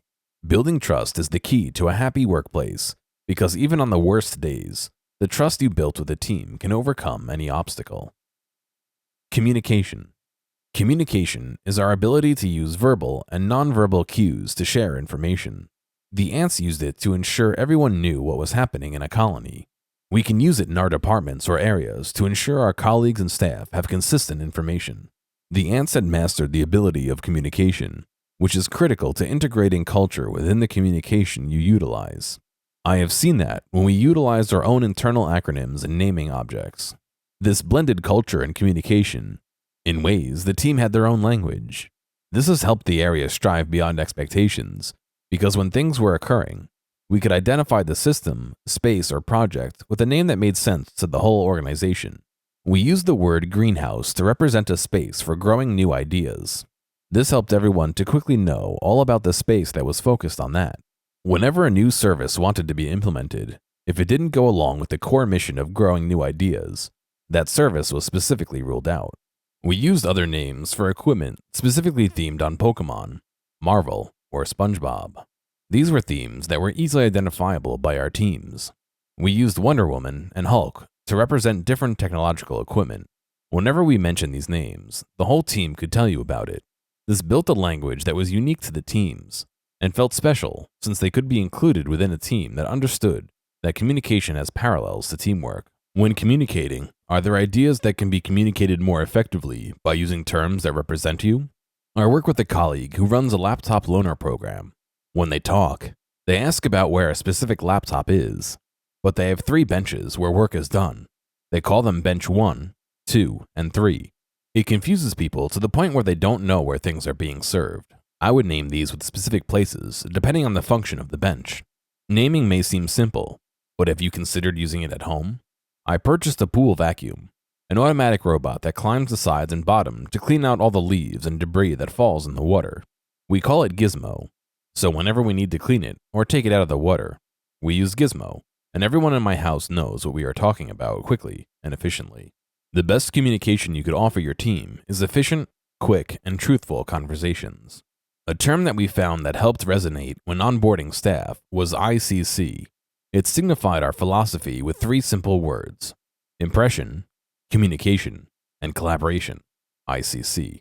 Our focus is on giving customers the correct impressions of our services, effectively communicating with them about offering guidance to complete their tasks, and collaborating with them as they progress on their projects. When we did this and lived by this philosophy, the team communication effectively ensured that customers' needs were the cornerstone of our services. When you return to work, consider how to use these concepts in your workplace. Choosing what to apply is different for each team. The things from the ants may be more appropriate than the meerkats. It doesn't matter which you choose to change, but taking the first step and making a change will lead you to a great leadership. You'll be taking your first step on the wolf's path. Quote, "Leadership is about making others better as a result of your presence, and making sure that impact lasts in your absence." Sheryl Sandberg. About the author. David Ecker is a Stony Brook University alumnus who has worked at the university for 27 plus years in technology management and leadership roles. In addition, he's an entrepreneur who founded many businesses and is currently focused on Wolf Steps, a company that is working to help others advance their career and life aspirations. This is David's second book in this series. He focuses on leadership skills, innovation, the entrepreneurial practices, and technology. He believes hands-on learning is the future for success. David founded Wolfie Tank, a pitch competition for young entrepreneurs to present their ideas to a panel of Stony Brook alumni, as well as SUNY LI Pitch Fest, a pitch fest competition between Long Island SUNY business schools. David made it possible for Stony Brook University to respond to the shortage of PPE during COVID by creating 5,000 3D printed face shields with a team from the Long Island community for the first responders. He presented at TEDx Stony Brook in 2013. His talk, "When Life Throws You a Curveball," demonstrates how teachers can learn from students. David holds an MBA graduate certificate in innovation and entrepreneurship from Empire State University a Master of Science in Technological System Management from Stony Brook University, and a Bachelor of Science from Stony Brook University. David lives on Long Island with his family.